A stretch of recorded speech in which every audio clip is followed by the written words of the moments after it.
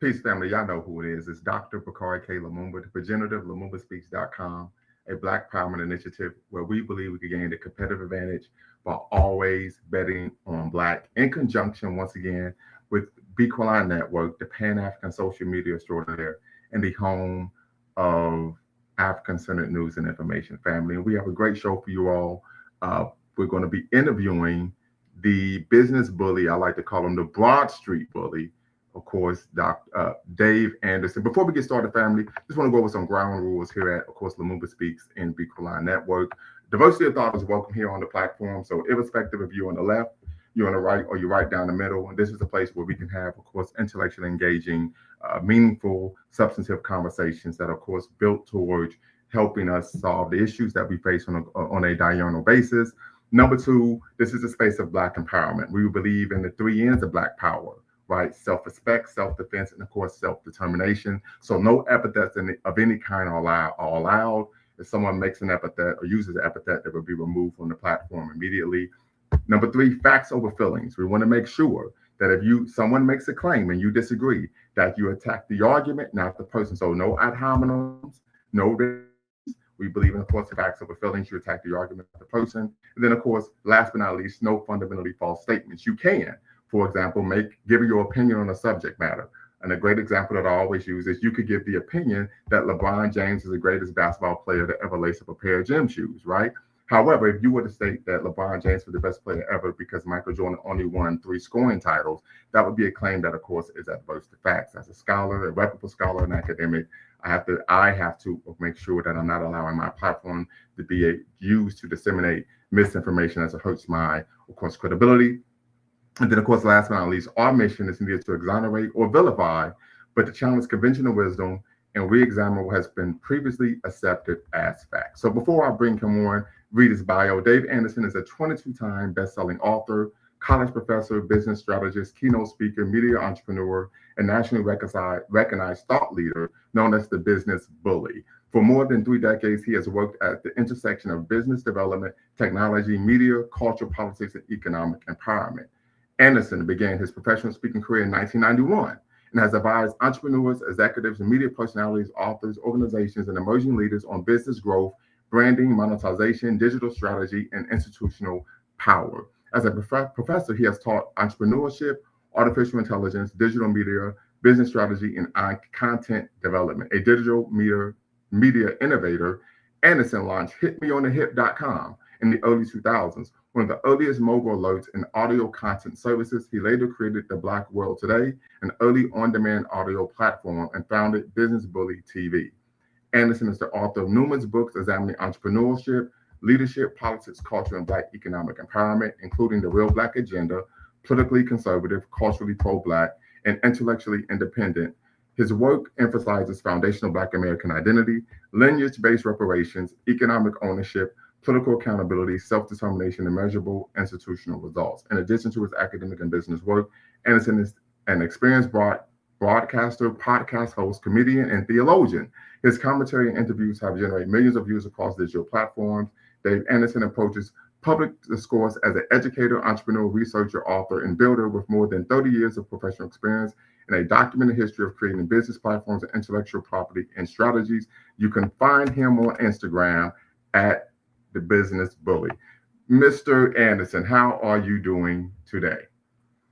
I mean, you can call me professor. We're being intellectual today.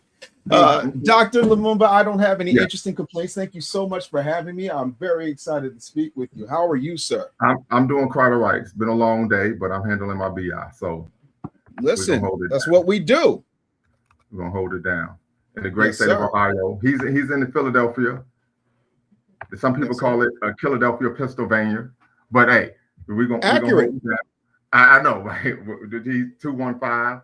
But we're gonna get started. Like I said, it's going to be a bit of an interview. Also, it's going to be a bit of a conversation. And then at the end, family, the link is in the description. I'll put the link in the chat. You can tap in and be part of the convo. Make sure that you follow the ground rules here at Lumumba Speaks and Bequaline Network. So first question is, what is your ethnicity? Oh, I'm a foundational Black American. That's my ethnicity and my historical lineage.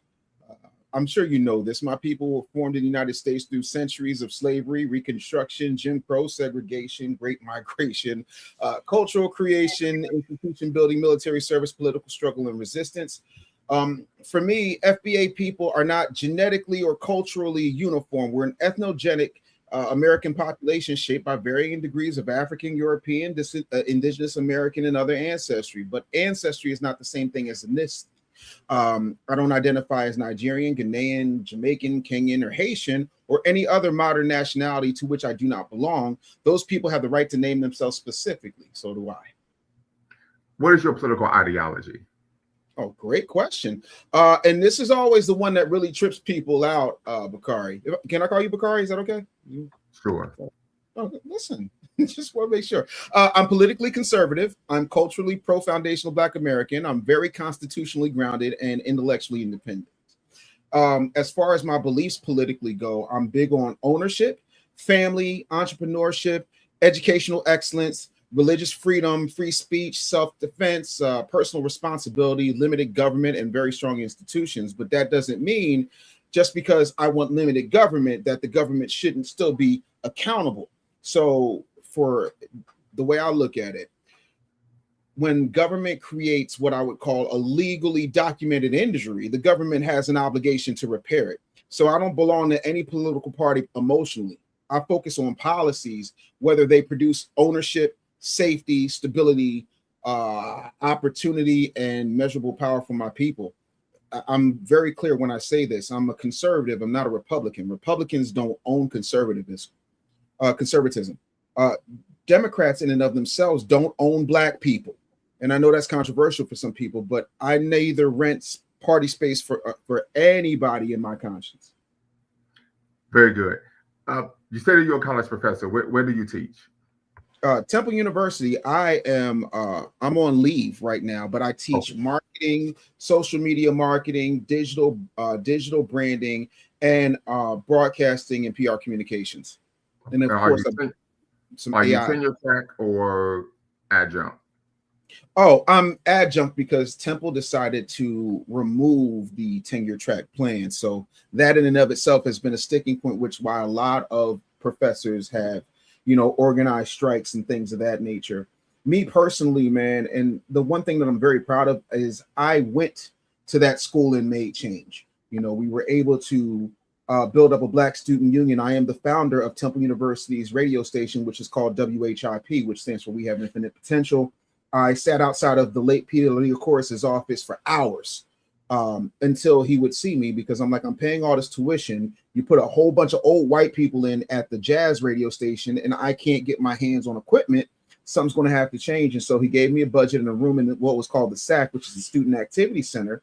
And now that is the dominant radio station on Temple University's campus almost 3 decades later.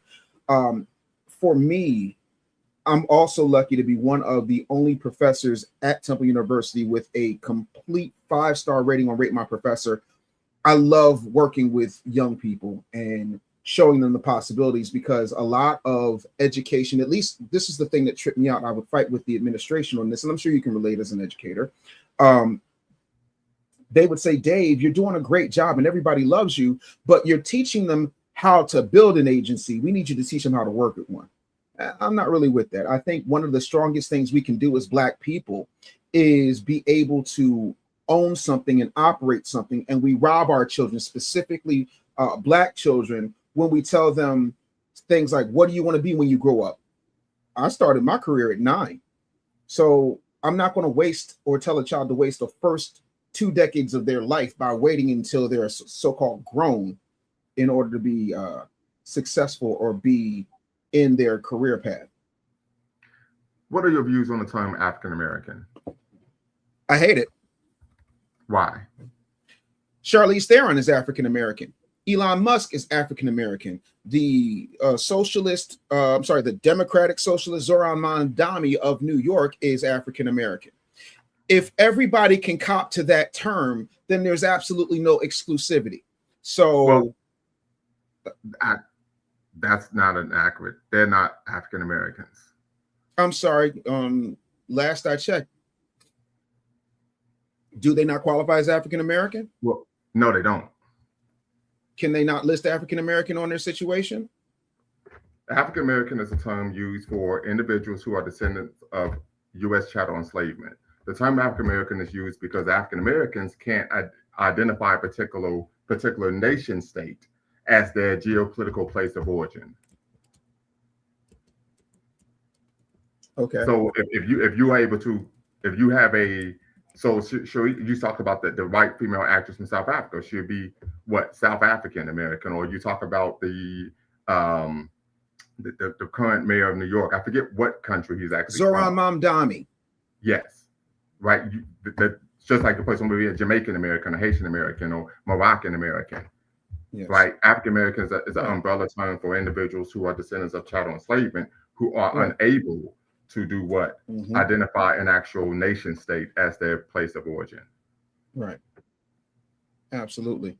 So what I'm saying is, of course, we're not talking ethnicity, but what we are talking about is the fact that I just don't like a blanket term, because here's the gag, right? There's no place else in the diaspora where someone is going around. I've never heard anybody who's Pan-African tell somebody Jamaican, hey, you're not Jamaican, you're African Jamaican. You're not Brazilian, you're African Brazilian. You're not Haitian, you're African Haitian. The only time that term actually used, I've never in general discussion for by and large, because I don't believe there are any absolutes in the universe, but you know good and well that 9 times out of 10, when we're speaking generally, people are not using those terms for anybody else except for us. Because I think we have to, if I can interject, there's a couple of issues. One, typically a person's going to make a generalization of a person being Jamaican if they're outside of their homeland. Now, someone such as myself who has traveled abroad extensively, particularly to the West Indies and Africa, individuals do use the term Afro-Jamaican or Indo-Jamaican in Jamaica. Same as in Haiti, same as in Barbados, Cuba, Panama. These are places I've been, etc. So I can say that because I've been to those places.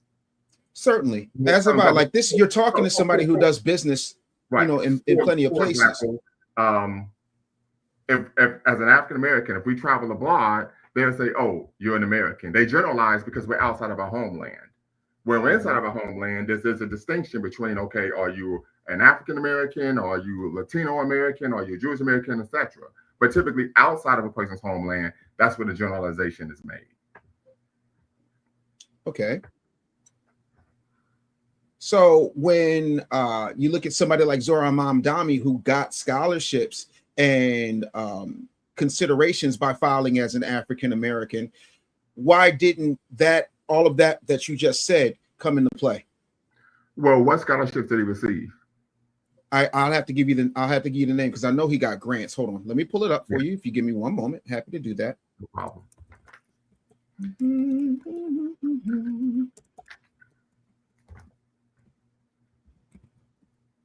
Hold on 1 second.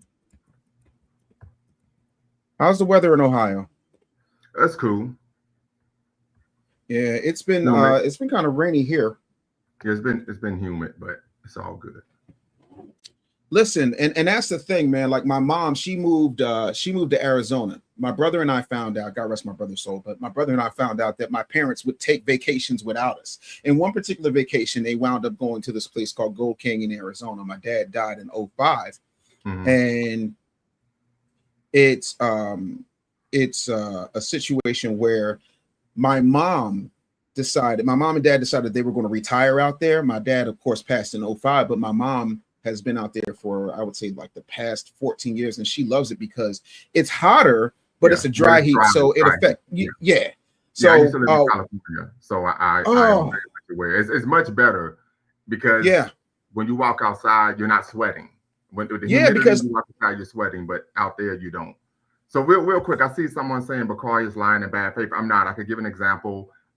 When I was a graduate student at Ohio University, there was a multicultural center on campus. The director's last name, I forget her first name, but her last name was Winsome. So she'd always say, you win some, you lose some. She was from Jamaica, and she would always tell me I'm Afro-Jamaican. And she would tell me that in Jamaica, there's a distinction between Afro-Jamaicans, Indo-Jamaicans, etc. So this isn't subterfuge that I'm engaging in. This is maybe anecdotal, but from being in these places, this has been my experience. But okay, so let me get back to the question, because I don't want to I don't want to interrupt, because again, I'm always no, one to call balls. I'm not Jamaican. If somebody asks, is he Jamaican? No, I'm not. Go right ahead. I apologize. I misspoke. What I meant to say was that Zoran Mamdani claimed the Black or African American category on his Columbia application. Okay, yes. That's why it's problematic, because of that. They do those little loophole type situations, and then what winds up happening is people who can get those spots don't get those spots. I'll give you another example. Are you familiar with the actress Mindy Kaling? No. Mindy Kaling, she is a comedian. She's South Indian the same way Kamala Harris is South Indian, right? Her brother went and he wrote an entire book on it. It's on CNN. You can check it out yourself. He wrote an entire book. He shaved his head because he's melanated. Oh, yes, I saw that. Yes, I saw that. And so I'm just, for the sake of your audience who might not know the story. He did into medical school. Yes, he was. Yeah, and you know what he checked? Do you know what he checked off on those applications? Black. Checked off African American. Well, here's the thing. As someone who works in higher ed, that's two of us. Applications typically say Black or African American. Right. And one is they're not Black at all. Correct. Neither of them. So the issue there is the institution. Mm-hmm. And I can say this as someone who's been the director of the Black Culture Center at a predominantly white institution, who's been on the committee for, of course, scholarships, right? And we put on there, you must be Black or of African descent. So that's an issue where, yes, her brother, I remember that. It was all over the media when he shaved his head to try to look like a Black person. And took an opportunity from people who, I don't know what your lineage is, but he took an opportunity from foundational Black Americans. I'm an African American. But that was an issue where the institute, that's an issue for the institution. Like, hey, what are you doing here? You're supposed to fact check these individuals. I agree. But again, if there were specific delineations like everybody else delineates, that would not have been able to have happened. The fact that you were able to step up and make sure that what did you call it? The multicultural, what kind of center was it? Yeah, at Howard University is a multicultural center. Yeah. I've given Howard University hundreds of thousands of dollars. My oldest went there. Ohio University. Oh, Ohio. I thought you said Howard. Yeah. Oh, not Howard. Yeah. I'm talking about the Bison. So, but the issue there is the institution, because the scholarships are for, if they have identity-based scholarships, it'll be Black, African American, Asian, Latino. They have scholarships for Jewish students, certainly. LGBTQ, Pride, queer, right? Typically, the committee who decides who receives those scholarships are what? They have to then do what? Decide to make sure that the person qualifies. So that's an issue for the institution. But by that same token, we can't be intellectually disingenuous. And here's what I mean. And I don't think you're doing it intentionally, but you know good and hell well, especially at a PWI, which both you and I have been associated with, right? They're just there to check off the box. They don't care how they check off the box. They just want the box checked off. It's not about being thorough. It is not about being accurate. Therefore, the term is still problematic. To me, that's as problematic as a person who comes over here and is Nigerian, and they're identifying like they're us, and there are certain set-asides when it comes to scholarships or grants that an African American, as you put it, would qualify for, that should be specifically for foundational Black Americans. That's why it's problematic, because there's no need for due diligence. Taking place? I'm sorry? Can you provide an example of that taking place? Oh, several examples. I know plenty of kids who have come over here. I'll give you an example. There's a kid named Tabo Francis Imejulu Jr., who I went to college with, who got a Black scholarship, and he had only been in the United States for a year and a half. That is problematic. Okay. Because Africa, last I checked, and again, I have to defer to the experts, but Africa, last I checked, is made up of 54 countries. Would you agree that's a fact? Okay. Out of those 54 countries, we're talking thousands of languages, immeasurable amounts of religious practices, and tribal distinctions. You come here and they say, I'm Nigerian American, but they're usually either Igbo or Yoruba. Am I still correct? Did I say anything that was not factual? So Exactly. So we're talking about all of these tribes, and all of these tribes are not unified because hold on real quick. We use the term ethnic group because the term tribe is pejorative. I apologize. I'm not trying to be pejorative, nor am I trying to be negative. But thank you for correcting me. I'm learning. That's why we're here. We're here to learn and have a good cultural exchange of ideas.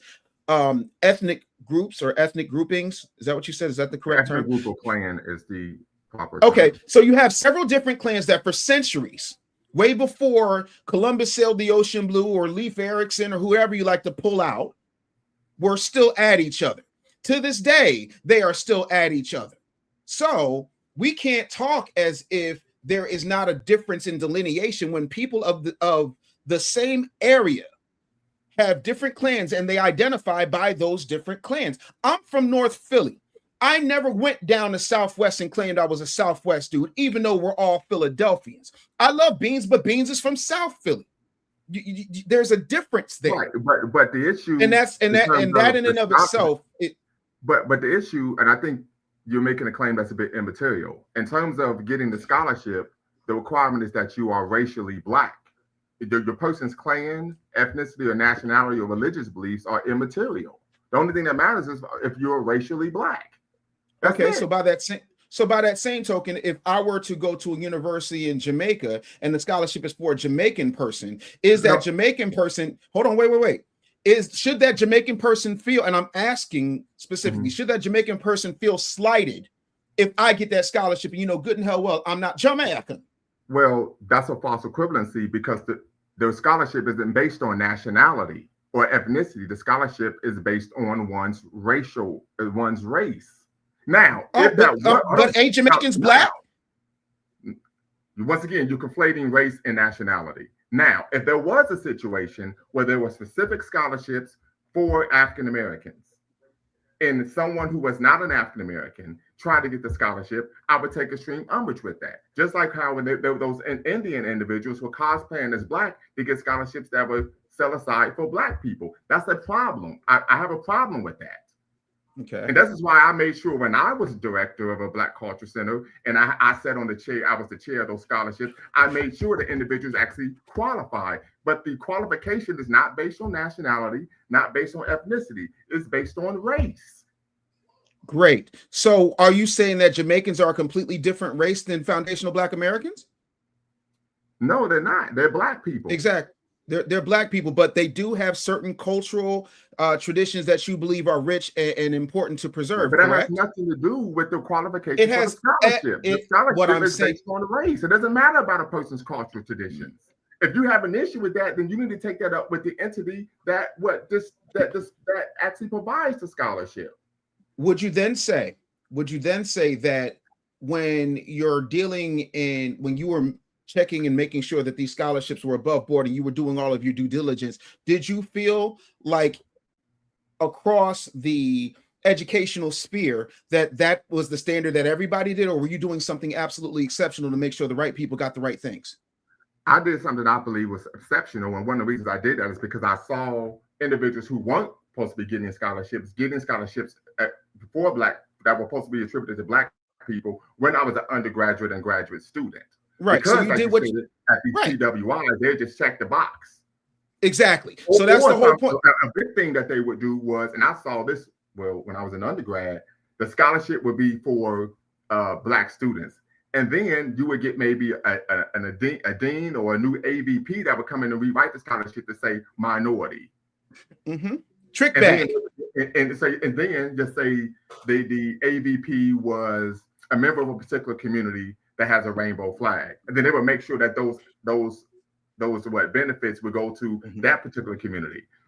So I've seen these things take place, and that's why when I was in position, I make sure those whole type of things didn't happen. But the issue is the requirement for these scholarships in higher education is one's race or gender or sexual orientation. That's typically what it comes down to. Sometimes it's economic, like you're a first generation student, you come from a background where your parents made sub 30,000, things of that nature, right? But once again, the issue is not about cultural distinction or one's nationality. If an individual has an issue with that and they want scholarships specifically for African Americans, fine, I have no problem with that.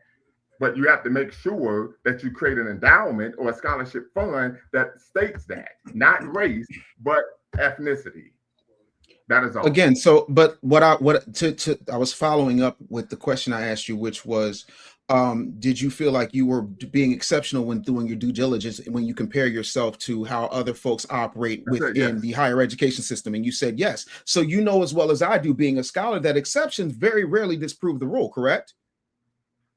Disprove the rule, yes, but the issue typically is not based on nationality or ethnicity. Typically is given to individuals who aren't Black and are a particularly different identity groups, such as queer, pride, LGBTQ, feminists, etc. Yeah, what I'm saying is the bottom line is, if exceptions don't disprove the rule, and we have people who are skating in under a guise because they can cosplay. Heck, there are a myriad of videos right now when we start talking about, for example, that has absolutely nothing to do with this particular conversation, but it's still good for context, is you got people saying, hey, well, we're Haitian, so ICE can come and get you because I look just like you. ICE can't come and get me because this is my home. This is my nation. I'm here. I have been here. I was born here. I'm a legal citizen, and I can trace my lineage back to the 1670s. Which, you know, again, makes me rare, but still makes me foundational. And that's why, for me, to answer your question, I do not like, nor will I ever like the term African American. Not to mention, I also do not rewrite history. I recite history. And that term got real popularized through the NAACP and the Rainbow Push Coalition, specifically Jesse Jackson, in order to try and get some global dollars from the African continent and try to do business on the back end that did not benefit foundational Black Americans by and large 40 years ago. So, I mean, that's where I am with it. When was the term African American first used? I don't know when it was first used, but I know around 1988, Jesse Jackson went on a heck of a campaign trying to get everybody to use it. Because we know Malcolm X used the term in the 1960s. He used Afro-American. Right. And we also That's not African-American.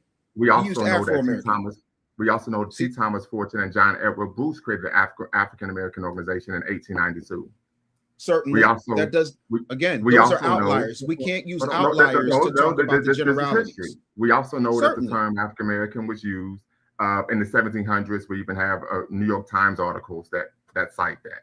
So let me ask you this question. Does not. Wait, because we cannot skip past things.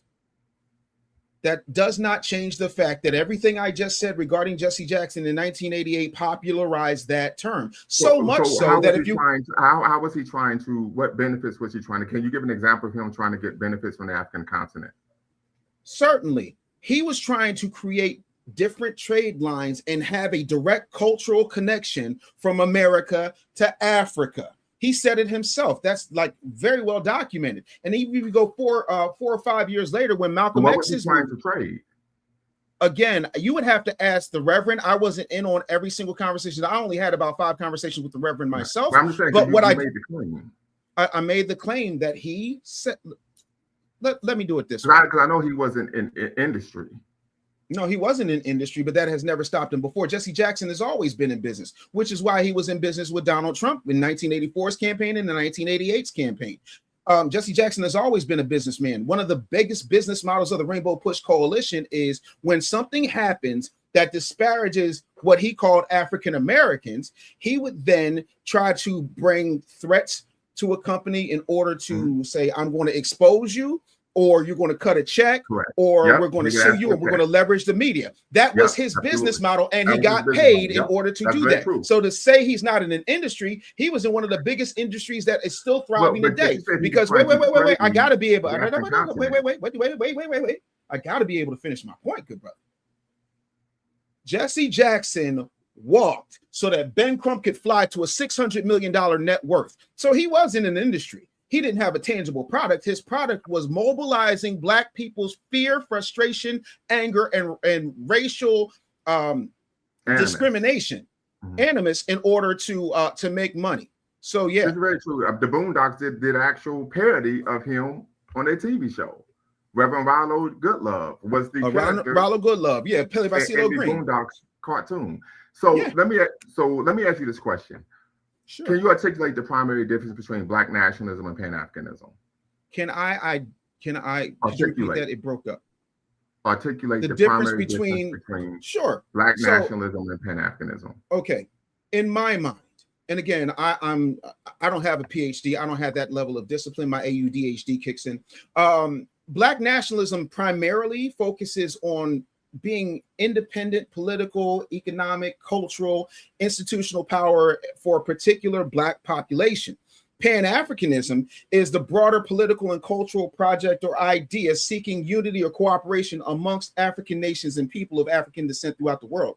They can overlap, but they definitely answer different questions. So Black nationalism says, how does this specific population control its institutions, its resources, its political destiny, and its future? While Pan-Africanism asks, how can people connected to Africa cooperate across borders? For me, my disagreement begins when cooperation becomes compulsory identity, and when foundational Black American people are told we must surrender our specificity in order to prove racial solidarity. Because you're not asking anybody else in the diaspora to do that. Oh, all the time.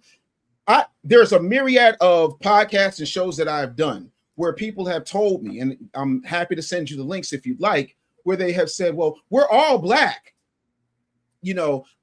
We just need to do this, that, and the third. But, this FBA thing, and it's not a thing. It's a lineage.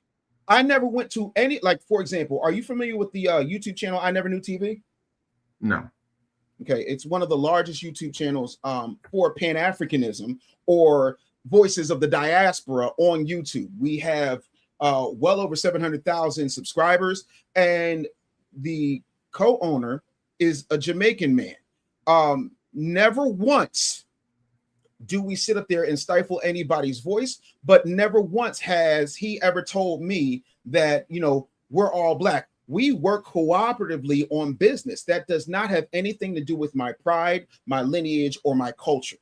So that's an example. Another example is real quick. So you're speaking to the concept of flat Blackness, because you just said that this Jamaican guy has not asked you to distribute. For context sake. Let me finish answering your question for you, good brother. Bear with me. It's a long trip, but it's worth the ride. Stay with me. There's a show called Chewing the Fat with Smooth, and Smooth is he's Caribbean. I forget what kind of Caribbean he is. But he was just like, I just think if we all just get together and we can do this, that, and the third, and we can do this, that, and the third. It's like even the African Union itself treats the diaspora as a people of African origin outside of the continent that are, willing to contribute to the continent's development and the building of the African Union. That in and of itself is about a particular institutional project. I am here to make sure that my clan, foundational Black Americans, are taken care of first. I'm not going to come clean your house when my house got roaches in it. That does not make any sense to me. Well, I would say this, as a Pan-Africanist, I am in community with a number of Pan-Africanists on the continent, and that is not the case. Then what is the case? And we're going to get to this later in the conversation, sure. But I have what people would call receipts to show that of course, is adverse to facts. There may be some individuals who may think that way. We do know that the African Union has the sixth region of the African Union where individuals can return home if they so choose, but it's not limited to that. Do you think the FBA movement has provided clarity or confusion in the African American community regarding one's identity? Okay, a few things. Number one, let me be clear. If you're talking about foundational Black Americans, grassroots call for delineation, that's one thing, but this is not a movement. We're not the Black Panthers. We're not Black Lives Matter. I didn't say movement. I just said no, I didn't say you did, but I'm trying to define what you mean as far as that. I'm a little confused. Clarity or confusion regarding one's identity. Okay.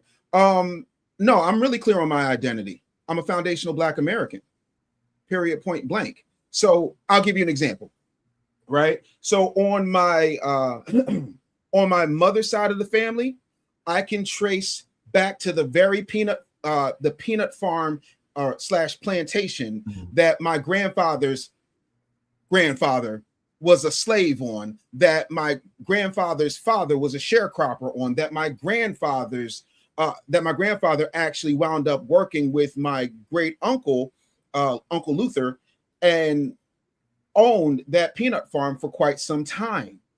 That is that side of the family. On the Anderson side of the family, the majority of the Andersons were not enslaved. So there are some of us who are descended from slaves, and there's some of us who are not. Just that, for me, is what that is. And so I think that we got to be very clear on how our choosing to delineate based on our ethnicity, our lineage, and the fact that this is our homeland, and it's much older than, let's just say, Nigeria, right? Does not in any way, shape, or form confuse anybody who understands what we're doing. It only seems to confuse people who want to benefit from cosplaying as foundational Black Americans. Interesting. I'm not following there. How does it confuse individuals that you allege are seeking to cosplay as African Americans? It's not alleged. You can go up and down TikTok. There are countless, hundreds of thousands of clips of people saying that. When you ask them a question, oh, I'm Black American, and then you say, where are your people from? Oh, well, my mom's from Haiti and my dad's from Trinidad. You're not a foundational Black American. But again, they didn't state that they were foundational Black Americans. Brother, the second issue, hold on. The second issue is we tend to find individuals when they're second, third generation, right? They begin to identify by race and, of course, nationality. A great example of that would be Biggie Smalls. His mother was Jamaican. Certainly. And you know what his mother said? You know what his mother said? Because I knew Miss Valletta personally. His mother said, I did not want Christopher messing with that damn Black music. He could have been the next Jimmy Cliff if he could sing a little bit better, but I like his voice the way it is. She made sure that she wanted her son, and she was very clear about it, that she wanted her son to delineate and not integrate with foundational Black Americans. But Big became a product of hold on. Did she say that, or did she say she didn't want him getting involved in the hip hop music industry? She wanted him to be a good Jamaican boy and get a good job in trade. She didn't use the term delineate, but I spoke to the woman. Like it's a world of difference between just, hearing something or watching a movie versus being there. You're talking about somebody who's been in the industry since the Reagan administration. So we can talk about how we feel, or we can talk about what I know. And what I know is I'm not saying that. When I said we, I didn't say Lumumba specifically, good brother. What I'm saying is, as a person who was there, same thing with Busta Rhymes. Busta Rhymes is in the same boat. You absolutely Jamaican, proud to be a Jamaican, and he said his father told him it was the dumbest thing he could ever do. So again, dumbest thing he could ever do as what? To rap, to be involved with us. Most parents feel that way. No. Here's the difference, right? My mother told me, hey, you know what? Music is cool. Radio is cool. I want you to get your degree.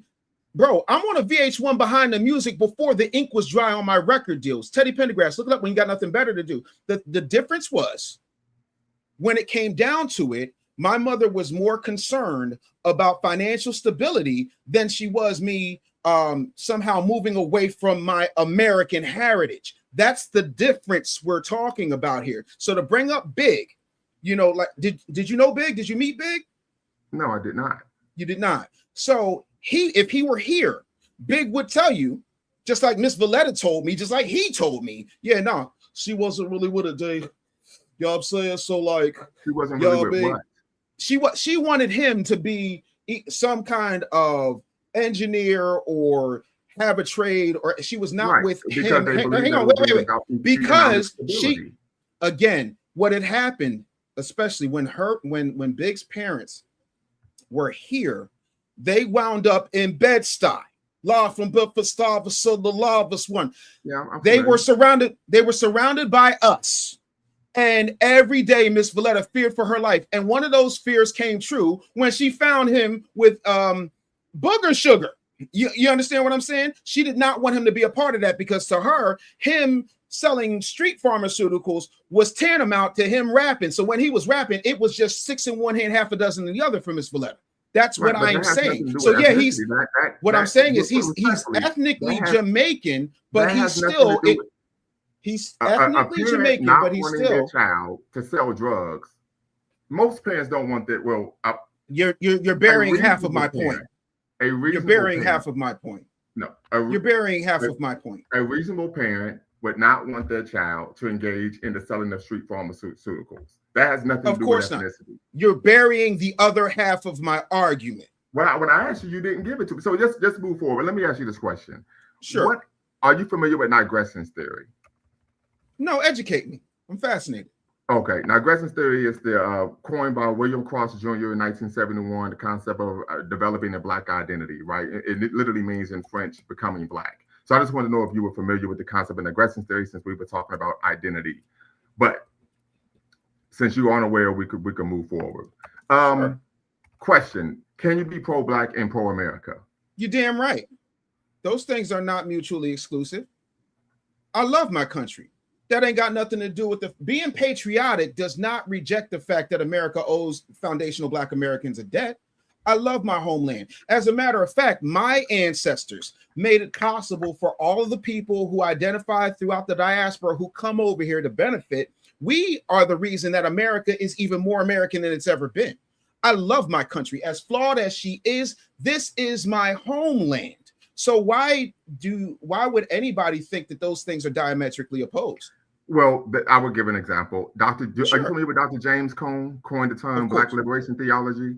Right. So he has a book, Malcolm and Martin, America, A Dream or a Nightmare. In the introduction to the book, pages 3 through 18, he provides a historiographic overview of the history of integrationism in Black America and the history of Black nationalism in Black America. And in the text, he states that for Black nationalists, and I don't know if you identify as a Black nationalist, he says the concept of being pro-Black and pro-America is antithetical because America isn't for Blacks, so why would Blacks be for America? And so then, of course, he gives a long history of Black nationalism. Certainly, I'm familiar. So then my question is, where did he live? Who? Where did he live? James Cone, Dr. James Cone. Mm-hmm. He lived in the United States. So if it was that bad, and we're talking about a person, we're not talking about somebody who's covering a manhole with a 40 ounce in a brown paper bag asking for change. If it was that bad, he had the means and the resources. Why didn't he leave? Well, you have to ask him that question. Exactly. So the thing of it is, hold on. Unfortunately, he's deceased now. He's gone. What we do know is that there are a number of individuals, particularly in the Black community, who feel a number of ways about Black America. Certainly. Being patriotic or being apathetic to America doesn't leaving America, irrespective of how one views America, that's not tantamount to okay. If you're apathetic to United States of America, then you should get the French toast out of Dodge, right? You would have to argument. That's a real good Kevin Samuels reference. I like that. But I want to be very, very clear to you. Okay, for me, and again, I don't answer for every foundational Black American, but for me as a foundational Black American, I'm not a guest in this country. My ancestors helped create its wealth, its culture, its military power, helped make it a superpower damn near overnight, helped with its democratic expansion, its music, its language, its labor, its movements, its religious expression, and the constitutional development. I point you to the 13th, 14th, and 15th Amendment. Loving America does not mean pretending America has always loved us correctly. I still want my country to fulfill the promises it said in the Constitution, which wasn't written for me, but we all, you included, benefit from that Constitution and the fact that it is a living, breathing document. So that even if you don't like everything about America, and God knows I don't like everything about America, I have the right to say I don't like everything about America, and I also have the opportunity to do everything in my power to change it. I want and are completely on board with making sure the United States fulfills its promises, honors all of its obligations, and repair what its government deliberately did to damage my people. That's not anti-American. That's demanding institutional integrity. Well, most individuals argue that if you take the position, you are being anti-American, but we know those individuals are white nationalists. Again, white nationalists aren't my concern because they've always been amongst us. The same way Jesus said the poor will always be. Again, I'm not worried about what white nationalists do. I am a foundational Black American who has to tend to foundational Black American business. You've lived and traveled the world. When you go throughout the United States, you usually see a little Italy, a Chinatown. You don't hear Chinese Americans running around here talking about white nationalists. They're focused on them. I'm focused on my people. I have. Okay. Generally speaking, by and large. Hold on. I lived in the Bay Area. The largest demographic groups are white, Latino, Asian, and Black. I lived in the area, and I actually had by happenstance was in community with many individuals in the Latino and Asian community because of my proximity to them working in higher education. And they would have these conversations. But guess what? You know what they have? A Chinatown, because they're focused on them first. That is the only argument I'm making. And you know where they're doing it? Here in the United States. You know why they're doing it? Because of the Constitution of the United States. You know why they're doing it? Because of the 13th, 14th, and 15th Amendment. You know why they're doing it? Because they understand the importance of making sure they take care of their business first before worrying about the white nationalists. Yes, it's a problem. Well, actually, what we tend to find is they do both. They address internal issues. You're saying the same thing. Issues as well. You're saying. Well, no, you said they do. You said they do one and don't worry about the other. That's not what I said. I said they do it. No. What I said was they put their people first, and they're not worried about that primarily. Let me be clear. No. I never claimed that they were worried about that primarily. No. But what I'm saying is, for the sake of this conversation, I understand white nationalism existed. It has always existed. You can go as far back as Manifest Destiny if you like. But at the end of the day, the truth of the matter is, whether the same way Jesus said the poor will always be amongst you, there will always be some white folks who are trying to be a fly in your ointment. My main thing is we need to focus on nation building. We need to focus on making our communities better. We need to make sure that people who do not belong here are not exploiting ourselves. We need to make sure that we're not dealing with the Go ahead. You're interviewing me. You mentioned people that don't belong here. What are the top 5 groups that have immigrated to the United States in the past 5 years? I'm sure you'll tell me. Are you aware? No, let's say I'm not. Please educate the audience. I'm seriously. Are you aware or not? I am not. Okay. All right. All right. Because and the reason why I asked that question because many individuals that identify as FBA make the argument that African and Caribbean immigrants are here taking resources from African Americans, but when you go into the Department of Homeland Security site, you find that the top 5 immigrant groups that have immigrated to the United States, none of them are from the West Indies or the African continent. So certainly, something to consider there. What does that have to do with me? Well, again, let me be clear. I'm not responsible for what everybody else says. I'm only responsible for what I say. And for me, I don't care if you are Ukrainian. I don't care if you come from the UK and you're white. I don't care if you're Venezuelan. I don't care if you're Mexican. I don't care if you're Russian. If you are here illegally, you are in my way. Respectfully, to that point, are you familiar with the Barbara Jordan's report in the mid-90s? Which report are we referring to?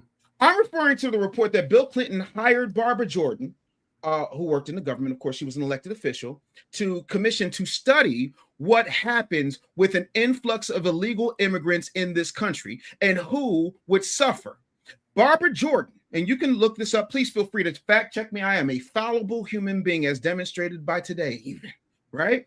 Barbara Jordan told Bill Clinton to his face, testified before Congress, told absolutely everybody who would listen, was on C-SPAN and CNN more times than I can count, and said the number one group who is going to be affected by rampant illegal immigration would be Black Americans, or as you call them, African Americans, as I identify as a foundational Black American. And she was right. Do you know what Bill Clinton did with that report?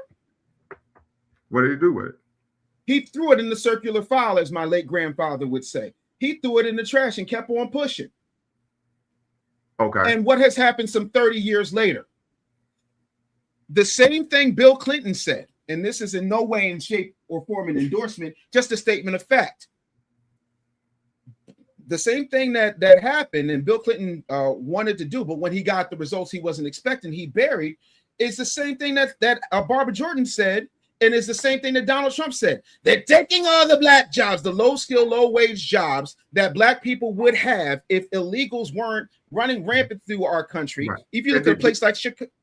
Do you know when the U.S. because I just can't let you monologue like a DC villain, but are you familiar when I'm a Marvel guy, as you can tell. I'm a Marvel guy. I don't know what DC villains do. Actually, so am I. Right. I'm looking for very quickly, are you familiar with when the United States government started using immigrant labor, cheap immigrant labor? Oh, shoot, this is American as apple pie. Well, are you familiar when? What program and when this started? No, but tell me. We're here to The learn. Bracero program took place during World War II, where they were bringing illegal immigrants across the border, undocumented, purposely allowing them to work, of course, jobs that would support the war industry. So let me ask you this question.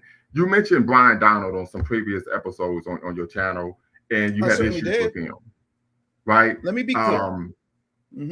And you talked about the fact that, of course, I believe he is from Jamaican ancestry. That's what he says. Yes. And so you talked about the fact that he is a legislator who is creating policy, and that his views are antithetical to, of course, Black people in America. I think everyone would agree with that. Certainly. What are your views on the policy positions of Tim Scott? Tim Scott of South Carolina, part of my ancestral home. Some are good, most are shit, respectfully. Okay, could you specify what some of those policy positions are? When he was trying to get more jobs in books, I can't remember the actual term of the bill. I thought that was okay, but Tim Scott, by and large, is not, to me, not a friend of Black people. And let me be clear. So, I mean, I'm just saying, what policies has he created that you believe are adversarial to the Black community? Oh, any policy that has blocked or it stands diametrically, somebody who is trying to run as, are we talking about Tim Scott or Byron Donalds? Because you asked me about Byron Donalds. It's Tim Scott right now, but we could go back to Byron Donald as well. Yeah. Tim Scott, to me, is more concerned with position. Tim Scott wanted to be vice president more than anything. So he's going to do whatever he thinks Trump wants him to do. The man, to me, is, what's the word I'm looking for? I'm trying to be respectful of your platform. I'm okay with opportunity zones.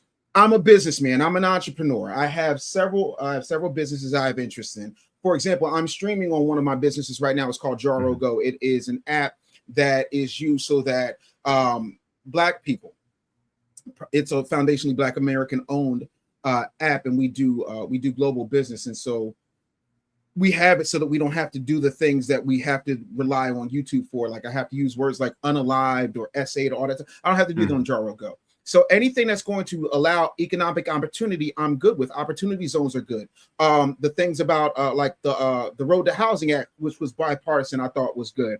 I'm asking specifically about policies that he has taken that are detrimental to the Black community. Policy positions that are detrimental. Okay. Byron Donald or Tim Scott. Well, with Tim Scott, again, the school choice trick bag is problematic for me. And I'll tell you why.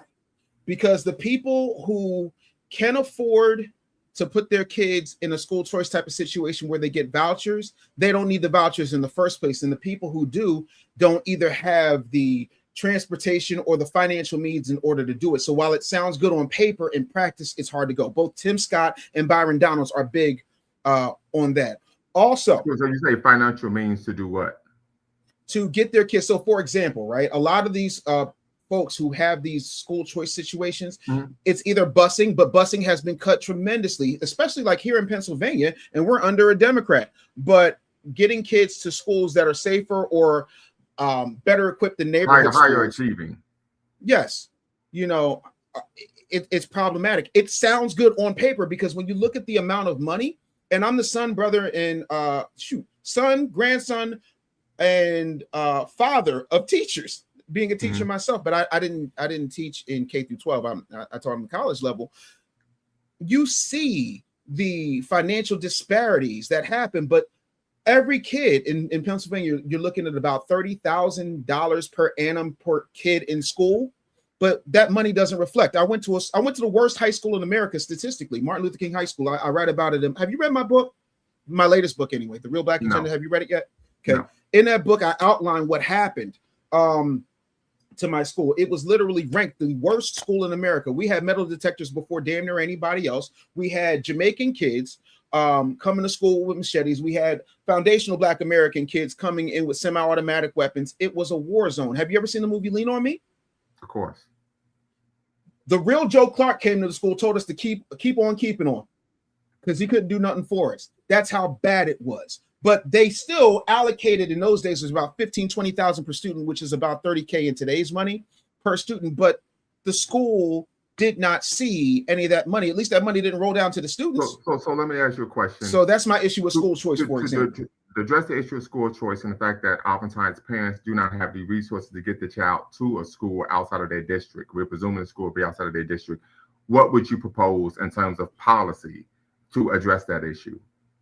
I think number one, it should be based not only on whether or not they have the choice, but have the means to actually execute on that choice, right? Having somebody, for example, say, choose between syphilis and gonorrhea is a zero-sum game. I'm talking about making sure that there are, because there's enough money. You okay, good brother? Yeah, I'm good.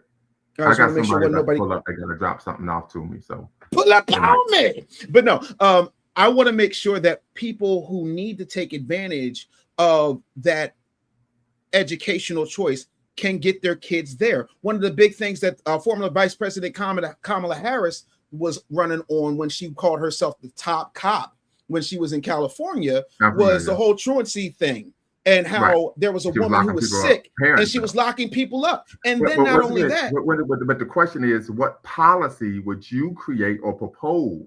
I was getting there, but I'm just saying, I'm getting there. I gotta set the table before we eat. So what I'm saying is my policy is one, make sure that there are at least some type of public transportation program or some type of shared shuttle, because with all the money they're making, that doesn't go into the coffers and become. Give me 1 second. Not a problem.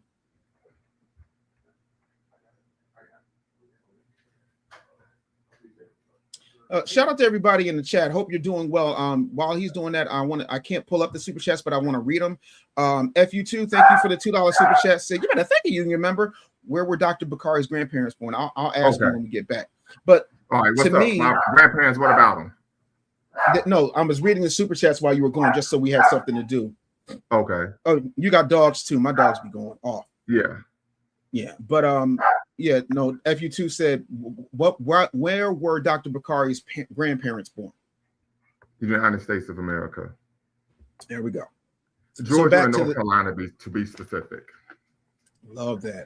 So, getting back to your situation, transportation, right, to be provided. Like we would have back in my day, vouchers, but vouchers where they provide the funding for.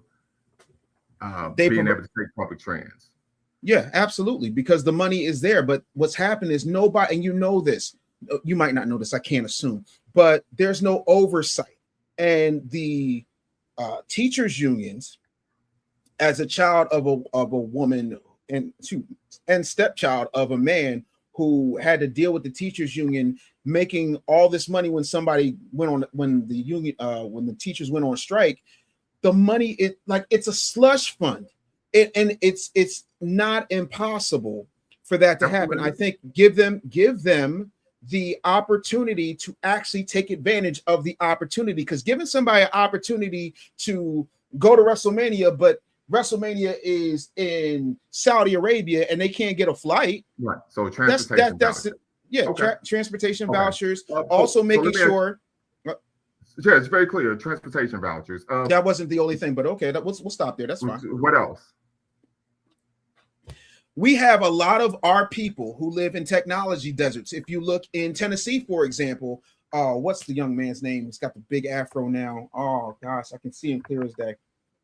He, in his district, they built data centers. He had to sign off on those data centers, but instead of making sure that there was some quid pro quo, one of the main reasons that we fall behind when it comes to having children reading on grade level or having high mathematical computation skills is a lack of access to technology. When we had COVID, they gave out laptops. Now, of course, those laptops were hot trash truck juice, but the money was there in a pandemic, but there should be more, because when you look at, so for example, I live in the far northeast section of Philadelphia. These kids are their schools are baller. Are you near Germantown? I'm from Germantown. I live in the far northeast. Germantown is northwest Philadelphia. Yes, I know it's northwest. Yeah. Okay. Yeah. So you're saying that you also want to create a policy that, one, addresses the issue of transportation, and you want there to be a policy that addresses access to technology. Correct. Okay. Very good. Both of whom that can happen. So yeah. Okay. Very good. So, what are your views on the policy positions of Wesley Hunt, John James, and Burgess Owens? That's a good question. I don't know all of their policies. Is there something specific you'd like me to speak to? Well, yeah, because these are Black members of Congress who have policy positions that are empathetical to the Black community. And so you mentioned Byron Donald, and I think you rightfully mentioned that he has policy positions that are detrimental to our community. And my question would be, there are a litany of other Black Congress members of Congress who have policy positions that are detrimental to the Black community. Certainly, I didn't say Byron Donalds was a unicorn or a dodo bird. That's not the issue. I never said that. I never said you said that. What I stated was, on your platform, you brought up Byron Donald, and that his policy positions were antithetical to the African American community, or the Black American community, or foundational Black American community. Most certainly. And so my issue of concern is, there are a number of other Black members of Congress who have policy positions that are antithetical to the community that you and I are part of. Absolutely. And so my concern would be, why aren't you aware of their policy positions and how detrimental they are, but you're only knowledgeable of the individual who isn't an African American? I would think that if you have I would think that if you have an issue with the well-being of your community, you will be knowledgeable of all of the policy positions of individuals who are in positions to make legislation that adversely affect us as a community. Yeah, absolutely. You're 100% right. Let me be clear. Sometimes I give one example because I don't have time in an audience to go through all that. Again, there's certain things that I like about Wesley Hunt, because he, he's an example of a really what happens when a serviceman gets in power, but that doesn't mean I like everything he does. Jasmine Crockett walked around before she got redistricted, running around trying to push immigration and fighting for immigrations and for LGBT, everybody before Black people, but she gives great speeches talking about this, that, and the third. To me, I am of the mind, regardless of left wing or right wing, it's the same bird. And my issue with my people is that we focus so much on personality that we miss out on policy. And the other part of that is the same way I criticized Byron Donalds, I have criticized Kamala Harris, I have criticized, Jasmine Crockett, I've criticized AOC, I've criticized Bernie Sanders. I said Bernie Sanders. So let me ask you this question. When you criticize AOC, Jasmine Crockett, are you criticizing them based on what? I'm criticizing based on the fact that they come into Black spaces when it's time to get reelected. But for example, I used to work in Dallas, Fort Worth. I don't know how much you know about my career, but I've lived in 34 cities in 19 states, right? Okay. And I lived in the Dallas Fort Worth Metroplex for a very long time. I worked and did. Shout out to the DFW. Shout out to the DFW. Shout out to all my people over at K104. Shout out to everybody over at Urban One. I was at the beat, and I used to go to South Dallas a lot. South Dallas is Dallas's answer to North Philly. It's a slum.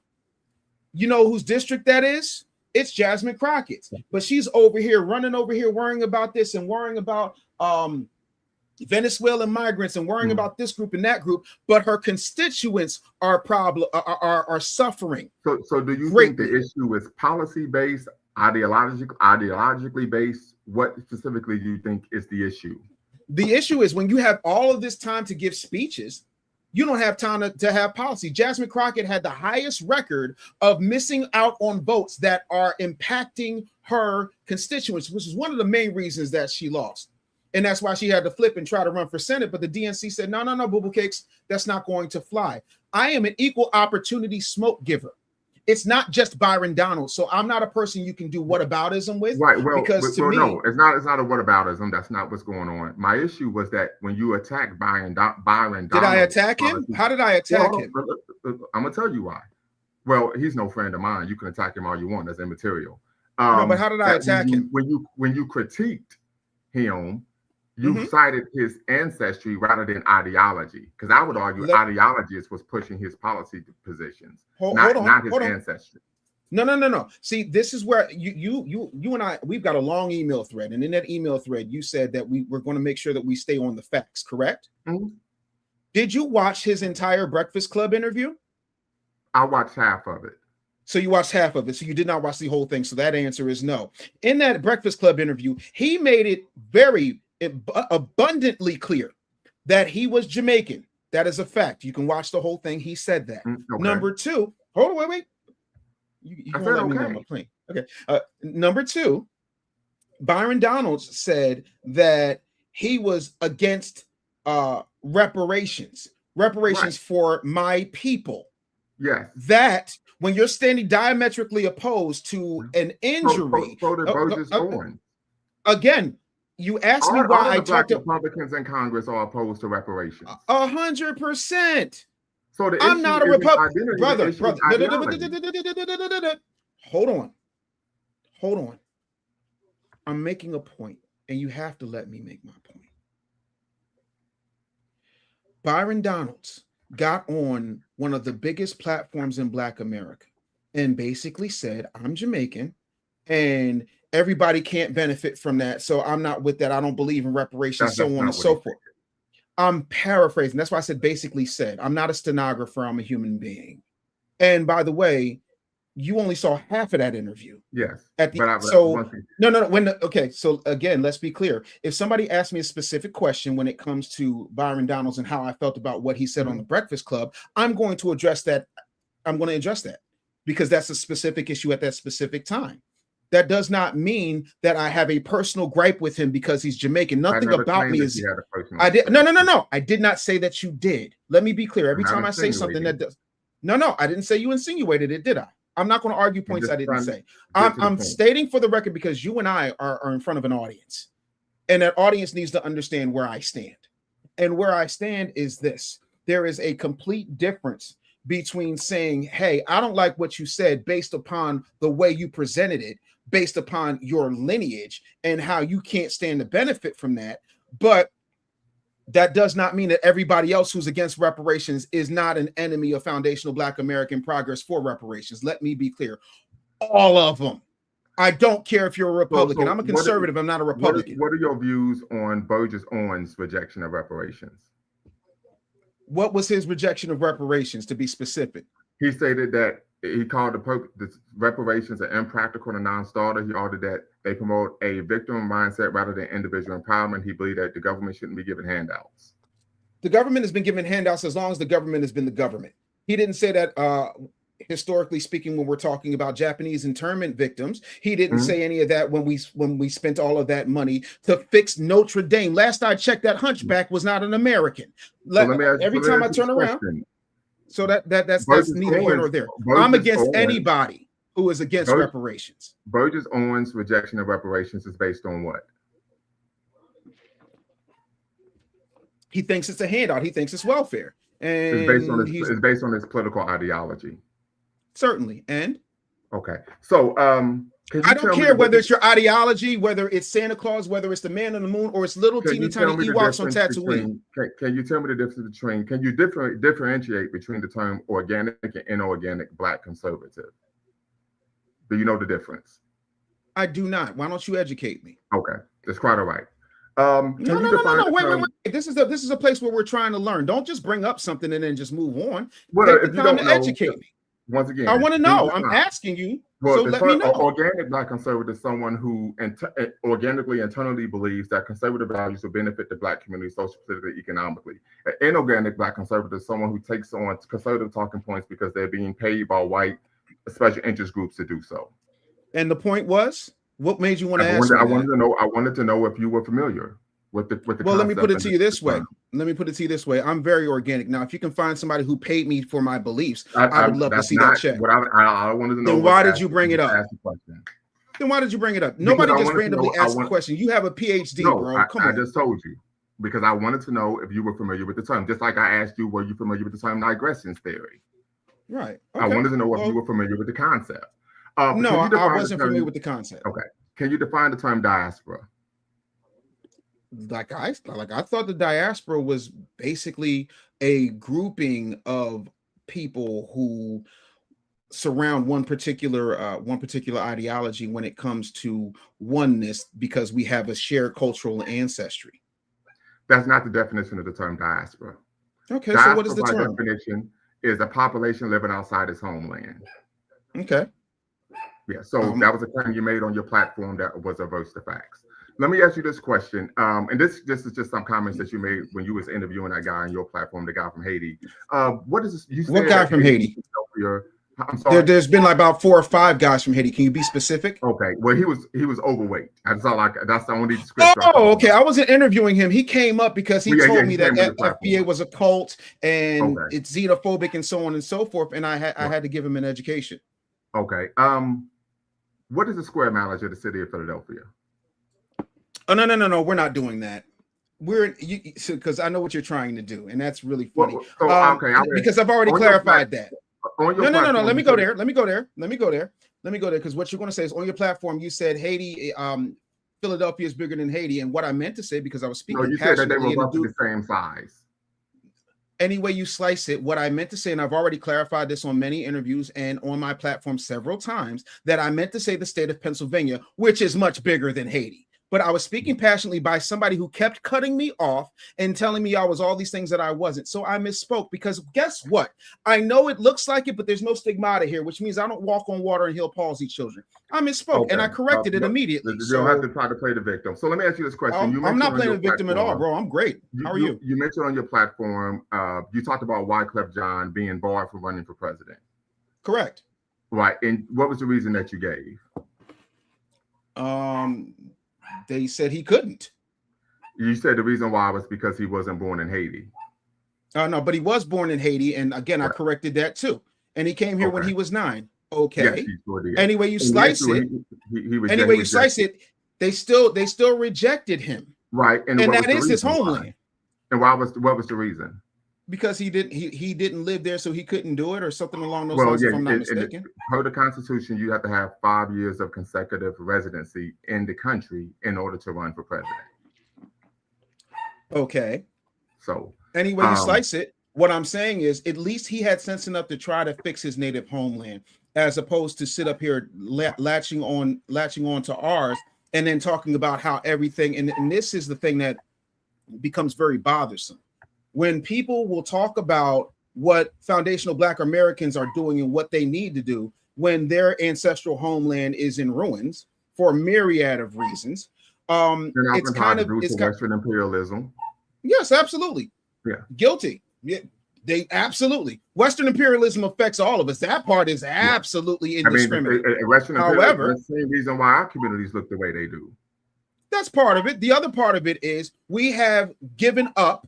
Because I call balls and strikes. We have given up access to our culture. We have sold our style. We have sold ourselves out to allow the lowest common denominator of people to represent us. That's why somebody like Young Miami, who is backed by Lucian Grange and other individuals, can have the #1 song of the summer, while somebody like I don't know, India Ari gets told she's old, she's washed up, she's over the hill.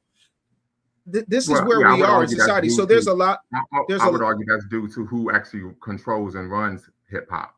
I already make that argument because I worked in the industry for 30 years. So let me ask you this question. In the past, you've argued that you talked about you're adverse to Pan-Africanism. Did I say I was adverse? I don't ever remember saying that. Please pull that tape. Well, you've made an argument stating that Pan-Africanism was not. Let me make sure I make the right quote. You stated that you stated on this was on the interview, well, not interview, but the conversation you had with the overweight brother from Haiti, that Pan-Africanism, you hadn't seen Pan-Africanism in practice working on the continent. One of the things that you brought up was you argued, one of the arguments that you made was the concept of that people are debating over who has the best jollof rice. As an example of a failure of Pan-Africanism on the continent. Are you serious right now? I mean, this is what you said. You do realize that I'm a humorist, and sometimes I provide levity. Joel off is something that people can understand. You can't overtalk me on my platform. We're not going to do that. Okay, go ahead. Okay. Humorist or not, this is the argument you made while having a serious conversation about Pan-Africanism. I would argue that said debates are innocuous and analogous to arguing which communities had the best barbecue, Kansas City or Memphis, or which region produces the best hip hop. Are you able to share with me when Pan-Africanism began? Are you able to share with me when Pan-Africanism began? You're the PhD in Pan-Africanism. Like, I mean, educate me. My degree is not in Pan-Africanism. But again, humor. Please educate me. There's certain things, and we've already established this. We've got. Sorry, there's a simple yes or no. No. Now educate me. Because what does that have to do with what I said? I'm sorry? Are you familiar with who coined the term? No, please tell me.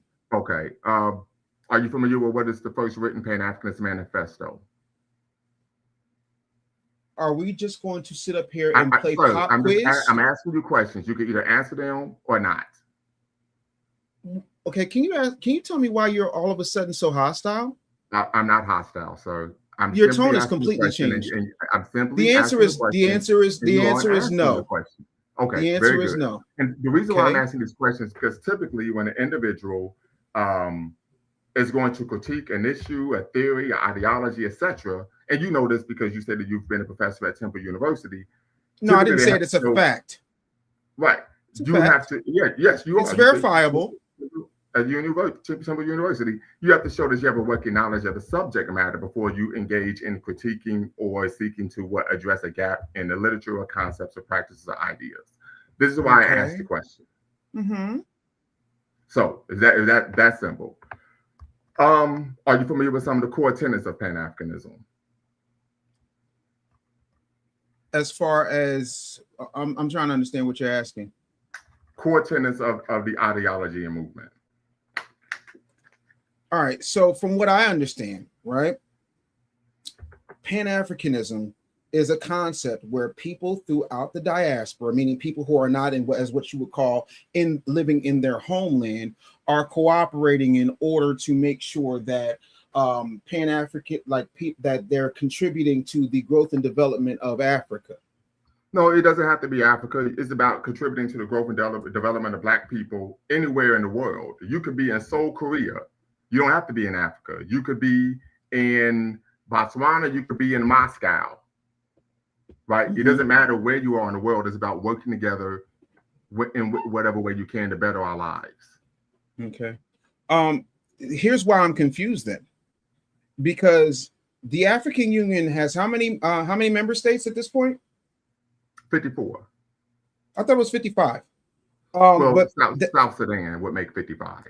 Okay, cool. So my whole thing is, doesn't the African Union website even say that their main goal is to make sure that it's contributing to continental development? By continental development, does that not mean Africa? Yes, the African Union is a international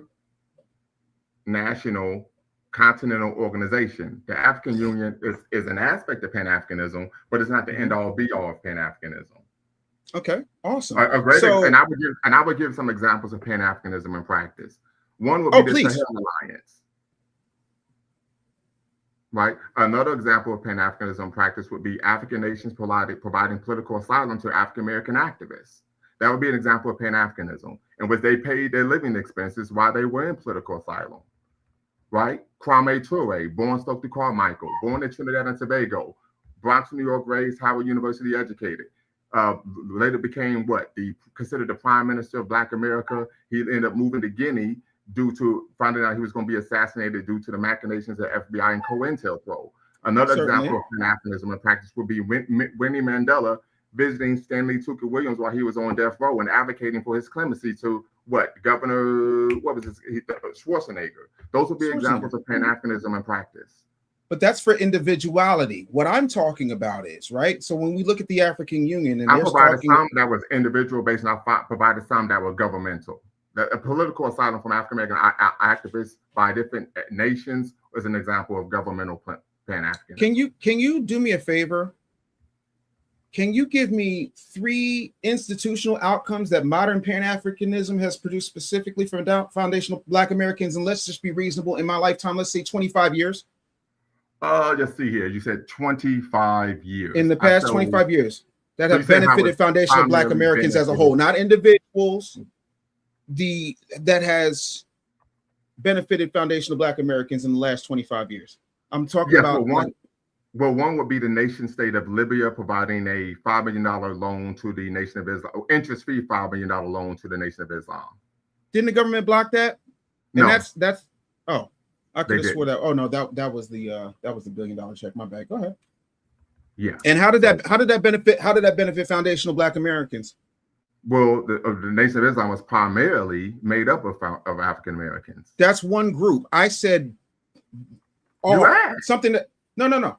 All that, because I love the Nation of Islam. I have a lot of love for the minister.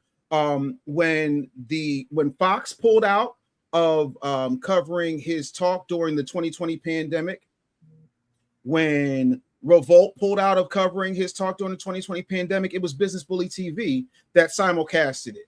So I got nothing but love for the Nation of Islam. Revolt and Fox Soul. I remember that. I was there. Like it was on my platform.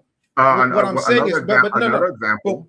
Okay, but no, let's stay there. No, we let's not move on. Hold on, wait. Let's not move because we have to be clear. We can't just move the goalpost. What I said was to benefit foundational Black American. You're talking about a subset of a subset of a subset of a subset. Well, I'm talking about foundational Black Americans. Okay, because that one is not an example. Another example would be the Baraka School in Kenya providing free education and transportation, housing for African American at-risk youth in Baltimore to go to school at the Baraka School in Kenya. Of course, Baraka means blessing in Kiswahili. Of course. Here's the thing, though. Baltimore is one area. It's one teeny tiny area. I'm talking about how it has benefited all. No. Apparently, I'm not being clear on the question. The question I'm asking you is, how has Pan-Africanism, by and large, benefited all of foundational Black Americans, not a small subset of a religious group or not one particular group of at-risk kids who all of them damn near are at risk because none of them are reading on grade level. I'm talking about the entirety of foundational Black Americans. Have they benefited? Because from what I'm hearing for the most part are small little individual things. And you just said earlier on in our conversation that exceptions don't disprove the rule. So I'm trying to figure out exactly what they have done where we can go, wow, everybody need to be like Dr. Umar, and we need to start talking about Pan-Africanism because, man, we are benefiting. I don't think anyone should be like Dr. Umar Johnson. Is he not the Prince of Pan-Africanism? No. I haven't heard any Pan-African yet reject this man. He's a buffoon. Well, actually, you're hearing one now, and if there are several Pan-Africanists that reject him. One would be Bequaline Network. The other would be Sister Farida, who's from Togo. There are, if you are familiar with Pan-Africanists, every serious Pan-Africanist I know rejects this guy and views him as a buffoon who simply uses Pan-Africanism to promote itself. So then my question is, here's the question. How do you let somebody run rampant for 2 decades under your flag of Pan-Africanism? Well, I can't let somebody. Not you individually. I'm just talking about. He's an individual. We live in the United States of America. He can say and do whatever he wants. But aren't you saying? But aren't we supposed to be protecting our people? Because he's taking advantage of millions of Black people who have donated millions of dollars to this man. He's a private citizen, just like the operating as a Pan-African, and then putting himself up as a prince. I have yet to see I've not seen the African Union or any Pan-Africanist of note get together like a Ben Crump press conference and say, we absolutely reject Dr. Umar. We absolutely reject what he stands for. That is not Pan-Africanism. He should be shamed. We should sue him for using the term civilly. So one, you can't sue somebody for using the term. That's not possible. You can't sue somebody for using the term. Go ahead and call yourself the business bully and watch how false that becomes. Well, once again, we're talking about an ideology. That is your brand. The business bully is a brand that. And so is the Prince of Pan-Africanism. So is the Prince of Pan-Africanism. Right. And that brand, would you? But no. But what I'm saying is, don't cut me off. You can't sue him for calling himself the Prince of Pan-Africanism. Just like you couldn't sue Notorious B.I.G. for calling himself the Black Frank White. That's nonsensical. Oh, but he got sued for being called Biggie Smalls. What I can say is that individuals who we're just going to skip over what I just said. We're just going to skip over what I just said. Why? Because it's a fact. Because what I just said was a fact. I just want you to acknowledge that that was a fact. That just completely once again, don't cut me off. Don't cut me off. Okay. Once again, this is my platform. Individuals who are serious about Pan-Africanism focus on doing the work. Individuals on the continent don't take Umar serious. Pan-Africans on the continent, the Caribbean, don't take him serious. I know that because I'm in community with them. We have more important things to do rather than holding a press conference about a buffoon. This is a reality. And I give you another example. There are a lot of individuals who, kind of take umbrage with Pan-Africanism. They say, well, listen, I have an issue with the fact that a lot of times, a lot of Pan-Africans, they're on this cream of the sister type thing, cream of the shea butter. They don't want to hold Black women accountable. And I said, I've seen that, but I said, I'm one that do hold our sisters accountable, right? So just because you haven't seen something doesn't mean it doesn't exist. Okay, so back to the thing, because I think we have to really make sure that we're clear on something. You said you can't sue somebody for saying something because Biggie called himself Frank White, and the thing of it is, you never met the man. But to be clear, the reason he's called do you know why he's called the Notorious Big? Please make me aware. Yeah, the reason he is called the Notorious Big is because he, Sean Combs, and Bad Boy Entertainment were sued behind the usage of the term Biggie Smalls, which was a copyrighted term from the movie Uptown Saturday Night. The same way the same way Ricky Rose is now Ricky Rose as opposed to being called Rick Ross, because he is infringing and doing damage to the reputation of Freeway Ricky Ross. So by your logic, you can be sued if in fact you are doing damage to somebody else's brand, or it's even too close. Wait. We're not cutting people off. Well, it's my platform. I can cut somebody if I want to. Oh, so but that's not fair. That's not really fair, especially when it's my platform, because now it's my party and you'll cry if you want to. You're making a false equivalency. No, I'm not. Right? You use the example of Biggie. You literally use the example of Biggie. The rapper Common used to be called Common Sense. He was sued because there was another group that used the term. Correct. Right? So which damaged their reputation. Yes. No one else has called himself the Prince of Pan-Africanism. That's not a But Pan-Africanism is any way you slice it. What he is doing is not doing you any favors. Would we agree on that? Because you said he was a buffoon, right? Pan-Africanism. I'm sorry, what? So there's nothing to sue over.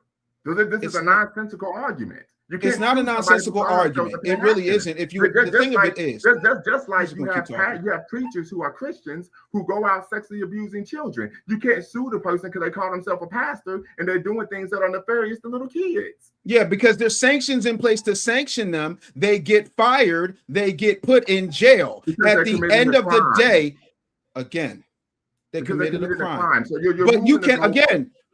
No, I'm not moving the goalposts. You can sue somebody civilly. Everything I'm talking about is a civil suit. You can't sue somebody for libel or defamation for calling themselves something. Who said anything about libel or defamation? That never came out of my mouth. If we use two ears and one mouth, you can't sue them. You can sue him because what he no. It's not again.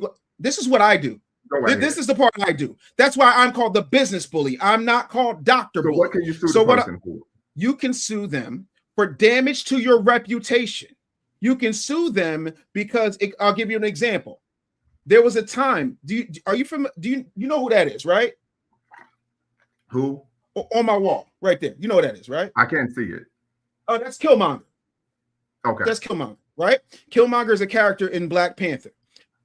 Stan Lee and Jack Kirby. Stan Lee came up with Black Panther about a year before the Black Panther started, and when the Black Panther started gaining popularity, they changed the name to Brown Leopard for a while. Google it. It's a funny thing.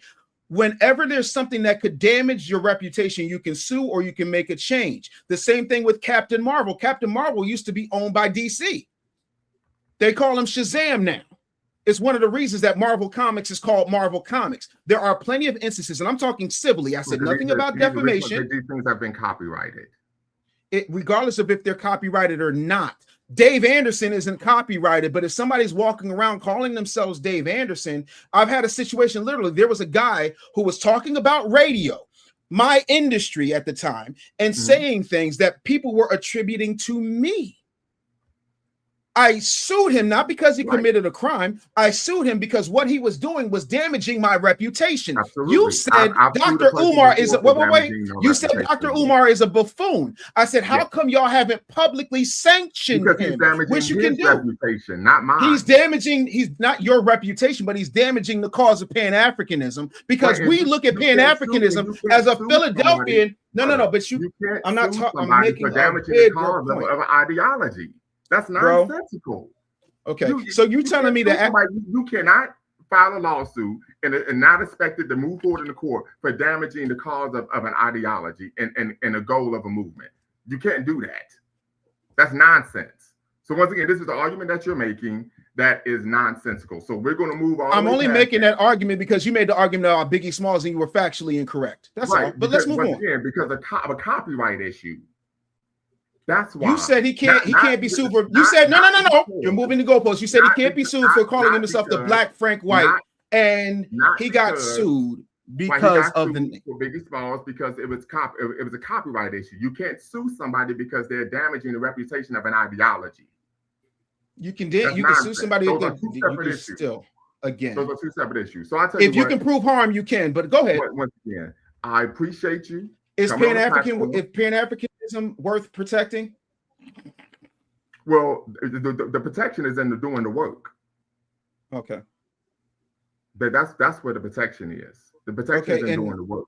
And if somebody is infringing on your ability to do that work because they are damaging your reputation, do you think he's an asset or a liability to the cause of Pan-Africanism?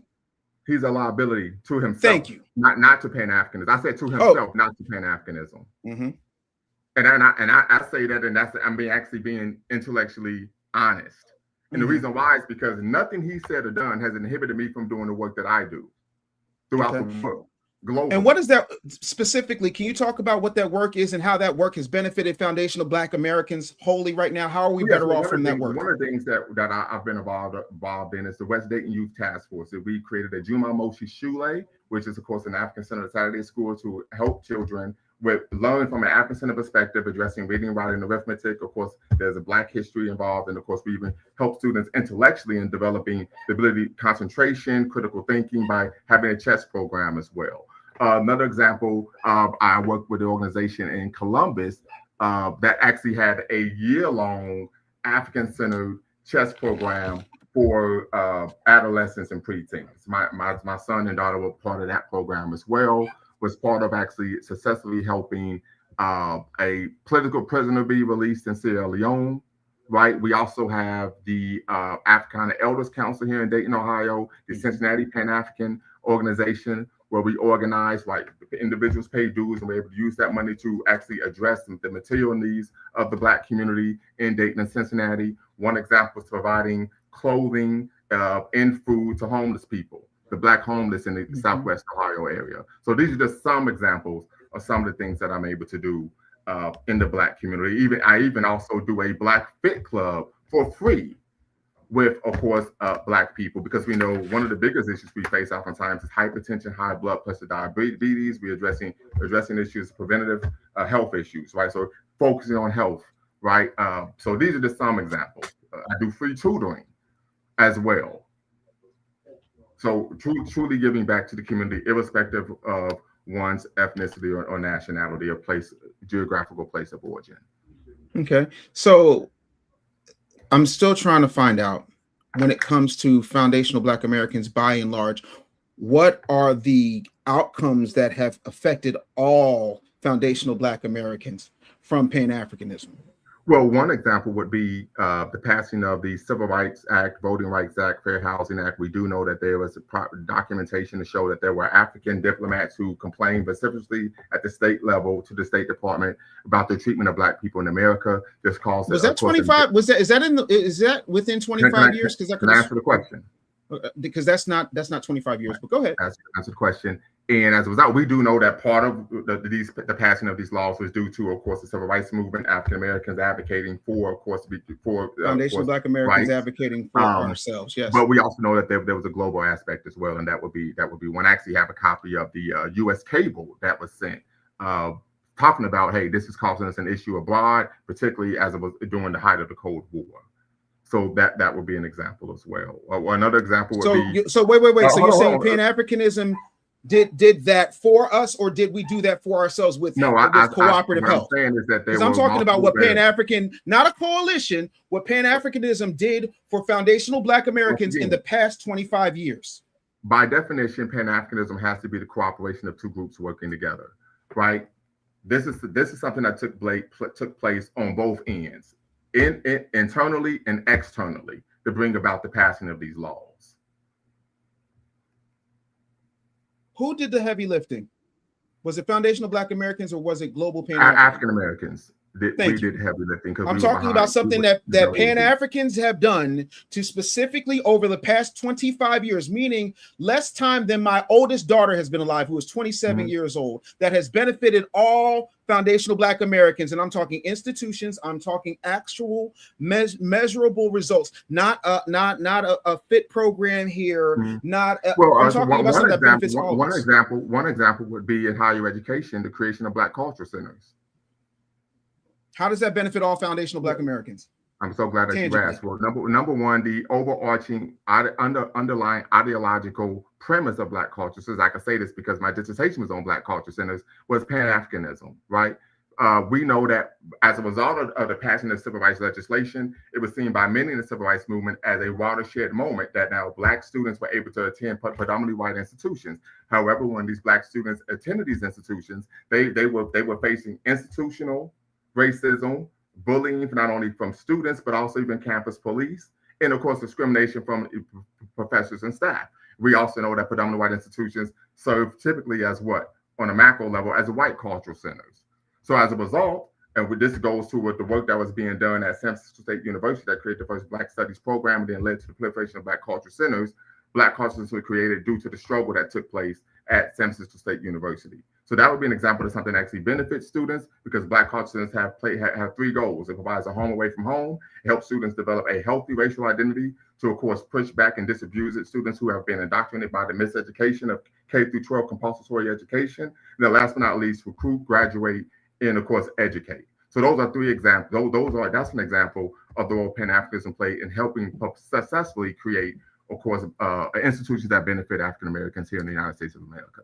So do all of us go to colleges? Do all of us go to PWIs? I'm talking about something that benefits all of us, not a small speck of us. Black cultural centers. Hold on. The majority of Black college students attend predominantly white institutions. The overwhelming But that's still a section. That's not all of foundational Black Americans. Again, the overwhelming majority attend predominantly white institutions. I'm so I'm so understanding. That would be an example. Yeah, not really here for that. Because that's not helping Black. What I'm saying to you is, well, it does help. I've been the director of a Black culture center. It does help Black students. It does help them because one of the we're talking about Black students. I said foundational Black Americans all over. One of the things that it does, it provides jobs. That's one of the major issues. One of the major benefits is economic stability, so students they don't have to drop out of school. But we're at a 6.6 unemployment rate in Black Americans right now, so it's not really doing. And I gave you an answer.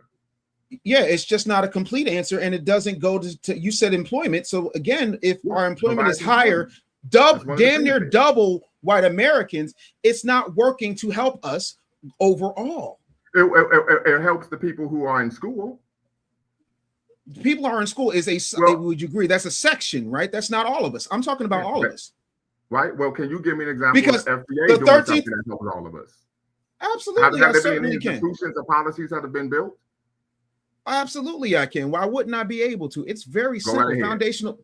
Foundational Black Americans have made it possible in the past 25 years for us to, again, expand with fiber optics, expand with cellular use, expand with medical. Give me a specific example.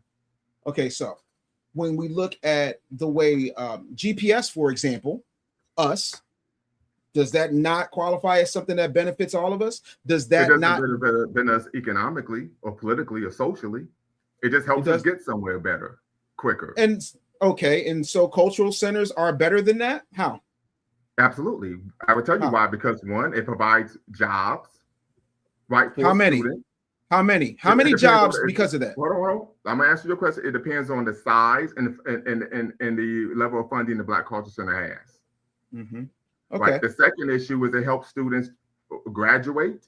It helps students with the professional development. They're able to learn how to be a professional from a Black standpoint, rather than believing that they have to actually emulate white people in order to be professional. It helps students develop a healthy racial identity so they don't engage in self-defeating, self-destructive, and disempowering behavior. This is why I mentioned aggressors theory when we talk about Black identity. I would know this because this is my warehouse. My dissertation was on Black culture centers. Okay. So these are tangibles that Black culture centers provide in higher education. I would know, but that's not helping absolutely all of us. Neither is GPS. Okay, let me put it to you another way. But at least the examples I get, I provide the example I provided actually brought about a tangible result. Right? Let me ask you. Go to the center, you can get a job. They're going to help you graduate. They're going to teach you how to be a professional. Right? That's a tangible result. GPS doesn't bring about a tangible result. Okay. Let me ask you this. What is a benefit of Pan-Africanism that benefits foundational Black Americans that Pan-Africans don't benefit from? I don't understand the question. Certainly you do. What I'm asking is, because Pan-Africanism and everything that you talked about seems to be a one-way street, there's no tangible benefit for us. Well, there's not a one-way street. I just gave you examples of Pan-Africanism not being a one-way street. I give you another example of Pan-Africanism that isn't a one-way street. That has nothing to do with African Americans, right? I give you an example. In Haiti, after the earthquake, the nation state of Senegal, this is Pan-Africanism at a governmental level. Senegal? Provided what? Funding and travel expenses for Haitian students to study in Haiti due to the earthquake devastating many of the schools and universities in Haiti. That would be an example of Pan-Africanism not being a one-way street. Again, I'm talking about for foundational Black Americans. You're talking about Haitians. I'm speaking globally. You said it was a one-way street. I just gave you an example of it not. No, I'm saying no. I'm talking about for foundational Black Americans. What they did for Haiti is great. Again, Senegal let Akon convince everybody that Akon City was going to be something, and it's nothing. What I'm talking about nothing to do with what I'm talking about. You brought up Senegal. You moved the goalposts. I talked about FBAs, and you talked about Haitians. You talked about Senegalese people helping Haitians. I'm talking about us. I am talking about us. You can't overtalk. I did, but I'm gonna let you go ahead. You can't overtalk me. As I said it before, Pan-Africanism is about the care and concern for all Black people. So nothing for foundational Black Americans. There's not just one subset.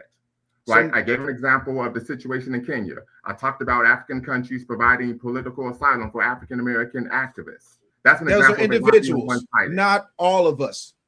Right. But once again, I'm waiting for an example for all of us. Another example would be 6 African nations backing Malcolm X to go to the United Nations.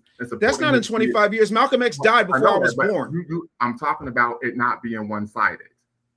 I'm talking about to benefit us, because what I'm saying is everybody benefits. Every other group in the diaspora benefits from us. Every other group in the diaspora does not benefit off of African Americans. That is just not true. I'm not an African American. I'm a foundational Black American. You haven't provided one example to substantiate. 13th, 14th, 15th amendments.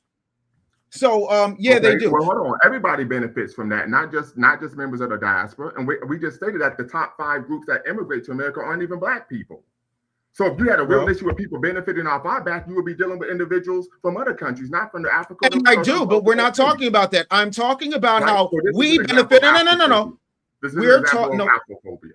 Not at all. I don't have Afrophobia. I'm not afraid of anybody throughout the diaspora. I do more business across the diaspora than you do, bro. So you can we're going to end the conversation, because of course I can't have a conversation with somebody about a concept and idea that they don't know anything about. This is why I can't have a conversation with somebody who's being intellectually disingenuous, and when you give them the actual thing. This is why I asked you those I got you a Shammy. I want to send. This is why I asked him these introductory questions about Pan-Africanism. Right? This is why I did that. I asked introductory questions about the concept and idea of Pan-Africanism, because academically, if you're going to have a conversation or a critique of a particular issue, you have to show that you first have a working knowledge of the situation and of the issue. And he wasn't able to show that. Pan-Africanism is not about one particular group. right? Pan-Africanism is about working to help Black people wherever you are in the world, not just on the continent, not just in the Caribbean, not just in the United States, right? That's what it's about, right? When I asked him for an example of how what has been done, he talked about GPS that provides no tangible benefit, right? Socially, politically, economically. I give an example of Black culture centers because the underlying impetus of Black culture centers was what? Pan-Africanism. So I provided an example, and it provides tangible benefits. It helps students graduate. They have a home away from home. My research on Black culture centers, when I did my dissertation at Cleveland State University, there was a young lady who was an African-American who stated that she was going to drop out of school until she found that there was a Black culture center on campus. She couldn't go to an HBCU because it's far too expensive. And we know most Black students attend PWIs because what? We pay taxes, and these are public institutions. It's far cheaper to attend. So these are some of the issues, right? That it's very difficult to have a conversation with someone about a critique about an issue when they aren't actually knowledgeable of said issue, right? But I would argue, and I can say that because my research is on Black cultures, I've published in academic journals on the subject matter, that the creation of Black culture centers that provides not only home away from home, helps students develop of course, healthy racial identity, and then, of course, last but not least, helps recruit, educate, and graduate, and provide jobs for students is a tangible benefit for African Americans. Now, is anything that one does going to benefit an entire group of people? No, that's just nonsensical. That's not how things work, right? Now, unless there's a governmental policy that one creates, right? But once again, as I said before, I ask these type of questions because these are talking points that I saw that he had on his platform, but he wasn't able to answer the question because he just wasn't knowledgeable of the information, right? When I talked about Black identity, anyone who's going to have a conversation about Black identity, someone who's in the academy would know you have to be knowledgeable of Nigression's theory. Right, when we talked about the concept of scholarships, right? He gave examples of Indians cosplaying as Black people. Then he says, well, what about Jamaicans? I said, well, the scholarships say Black. It's based on race, not based on ethnicity. Right, so I mean, it's like, what are we talking about here? That's just not the reality. These scholarships aren't allocated to African Americans. They're allocated to Black people, period. Right, and so I can say that because once again, this is my warehouse. This is what I do for a living. Right, it's what I do for a living. So it's unfortunate, but I figured that this would take place. So I figured that this type of thing would take place. Just for people in the comment, I'm not a Democrat. I never have been, never will be. I prefer the term African American, and once again, it's been around since the 1700s. We also know that African Americans are the only group that are identified based on color, not a geographic place of origin. Secondly, we know that the concept, or I would argue, only thing foundational to America, of course, is ethnic genocide, chattel enslavement of African people, and then, of course, settler colonialism. So something to consider there. But I said, once again, yes, this is live. But the issue, well, I cut him off because, once again, I don't do playing games, right? We don't do the playing the games here, right? It would be extremely difficult for any nation state or organization to create a policy that benefits every single Black person in a particular country simply because they aren't in the country, right? But there are concepts and ideas that allow individuals to, let's see here, we'll remove this. We'll remove this here as well. Okay.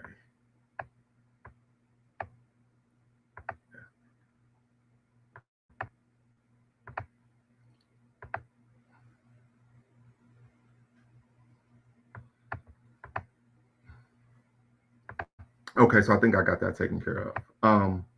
To allow us to do what?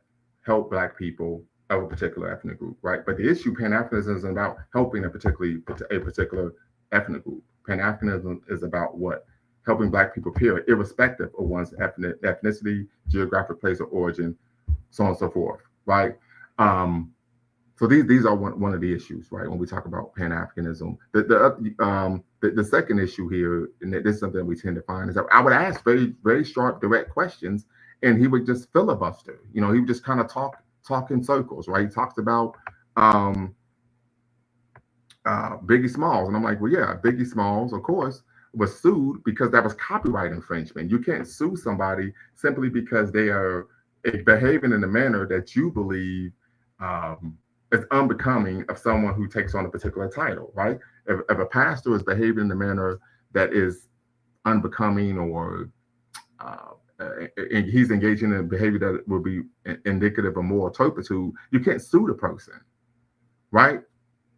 This is not a reality, right? It would be a frivolous lawsuit that would be dismissed, right? But once again, the issue here, I appreciate that. And, I'm gonna put the link in the chat so anybody could tap in and be part of the conversation if they want. The issue here, and like I said, I get that telling your guests you could interrupt them, but they couldn't. Well, no, it's not, child. It's my platform. This is just the way it works. And I don't allow people to make claims that are opposed to facts or make arguments that are inconsequential, right? We don't do red herrings on my platform. That's just not something that we do, right? I don't do red herrings. And so this is something that is very common, particularly with some people would argue in these YouTube streets, where individuals were engaged in red herrings, right? What's most important about Pan-Africanism is doing the work to benefit people. Right now, if you're asking for Pan-Africanism to help all 50 million African Americans, you'll be looking at from a policy position. You'll be looking for policy. Well, first and foremost, I'm an African American myself, and so, like I said before, we don't do epithets on my platform. Right, we don't do epithets on my platform, so you're going to have to keep it moving. But you have to look at that on a policy issue, right? But there's no policy that any African nation, even African Union, could create that could benefit a group of people in a whole other country. That's just not a reality, right? That's just not how politics work. That's why I would ask him, okay, what policy? If you have an issue with the policy, what policy? And he just really couldn't answer the questions. And so, Brana, when your device is connected, okay, I'll bring you in. What's the word? Go ahead, Brana. Doc, I personally think that you gave an excellent interview. Any serious person listening to that interview and who were to go over the details of that interview would know that, I think that you gave a very excellent interview, and you asked very credible questions. Some people are just here to troll, some people are just here to look for content. But I think that you gave an excellent interview. Some of the things that he would have referred to is he kept asking you the question, what has Pan-Africanism done in terms of benefiting Black Americans, or as he coined them, FBA people? But him being a proud American, and him standing up saying he loves his country, the question is, how has Americanism benefited all FBA people? I would have been curious to see. Very curious, how has Americanism benefited all FBA people? Another thing too is he keep on superimposing a small online group to 45 million Black people. Right. No, I mean, how could you do that? No one volunteered you all to say, well, we speak for all 45 million Black Americans. So the whole idea that is absurd. The third thing is, in terms of identity, the FBA movement only began in 2016. So you mean to tell me that you got an identity being online in 2016? What were you before that? These kinds of questions come in regards to Pan-Africanism and its practice in globally around the world. Right now in the country where I stay in, because of the communion with African leaders and Caribbean leaders, there are 300 Canadian citizens currently coming to the Bahamas to teach as a teacher program from Ghana. Real quick, Brana, chat GKP, I need you to cam up before I bring you into the live. I have to make sure that you're not trolling. And Lumerin Bean, I let him know via our email exchange that I would ask him a number of questions. Right? Okay, got you. Okay, you can turn your camera off and I would bring you into the live, right? So I told him that I'm going to ask you a number of questions because he said that he had a background in academia, as do I. And so the issue I had, as I said, I'm going to ask you a number of questions because if you're speaking on a number of issues, I need you to make sure that you're making claims that are factual. And like I said, this is not I gotcha thing, but if you're going to, well, once again, the term African American wasn't created in 1988. The term African American has been in use since the 1700s, right? And that's why when he brought that up, I said that's not accurate. Right, Malcolm X had the Organization of Afro-American Unity.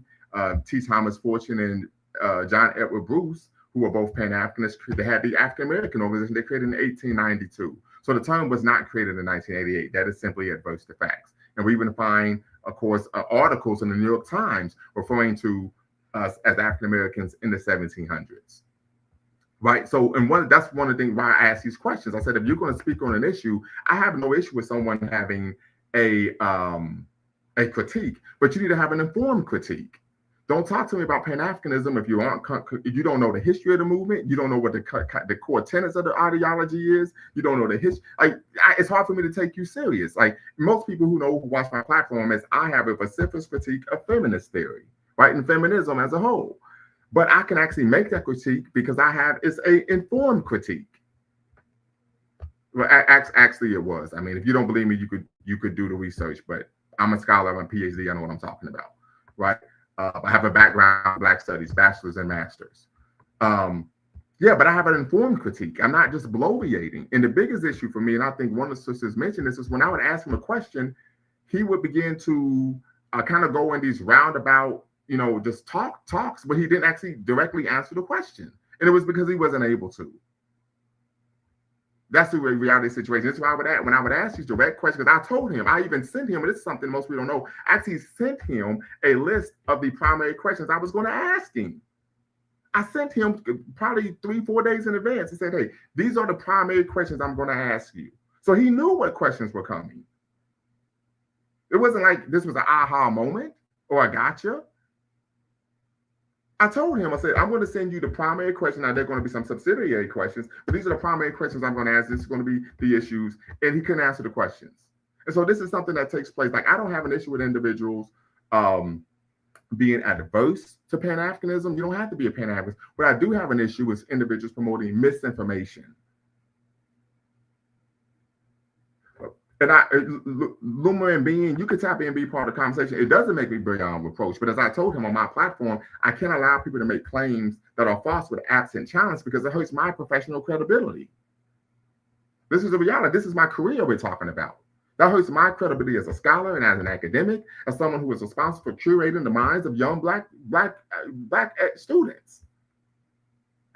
Well, I had to interrupt because he wasn't answering the questions. He was just going on tangents and telling stories rather than answering the question.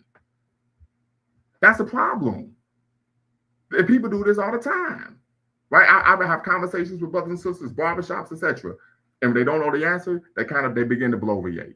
So this is the issue here. Bawana, I'm going to let you finish, and then we're going to get to Afro Diaspora News, and then we'll get to Chat GKP. Sure. This is all I was saying, Doc. I think that what he wants is he wants other countries of the world to reciprocate in a way where it exclusively benefits Black people in the United States of America. Unfortunately, America doesn't work that way. You don't live in America by yourself. In places like these so-called Black countries in the Caribbean and Africa, you have Black people who are in control of the state. So they have a different relationship with Pan-Africanism. This is why you can have exchange with teachers, doctors, engineers, travel, etc., because the person at the top is making a decision. Unfortunately, in America, is a different situation. So it seems like the relationship is not reciprocal, but it actually is. Right. All around the world. And I think that you could speak to that. Again, Dr. Lumumba, I think that you gave an excellent interview. I'll just leave it there and let the brothers go. I appreciate it. And one thing I did notice when I began to press him on him not answering the questions, he started saying, well, why are you being mean to me? Why are you being upset? So on and so forth, right? Playing the victim, because now I'm putting you're in the proverbial corner where it's being highlighted, right? People are able to see that you don't know what you're talking about. So that's an issue as well. So we're going to go Afro Diaspora News, then we go Chat GKP. Yes, sir. And peace to the panel. Thanks for having me up. And I'll try to be brief as possible. I'm African American living in the Caribbean. And to be honest, I support African Americans that are Pan-African, but I also support the FBA movement.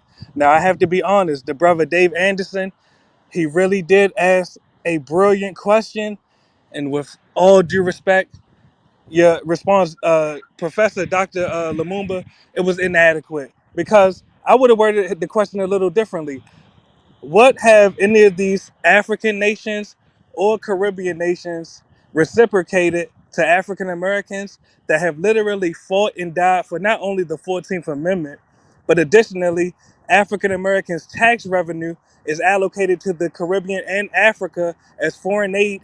Additionally, to land my plane, even African American politicians right now that African Americans vote for, such as the mayor of Baltimore, the mayor of DC, and these countless cities that have African American mayors, they implement sanctuary city policies to protect illegal immigrants from all around the world, including African and Caribbean illegal immigrants.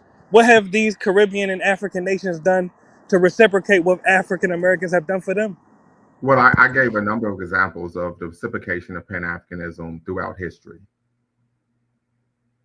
So if you didn't That's hear why I me, said. That's why I said respectfully, and I would never insult you. That's why I'm happy that you had me up here.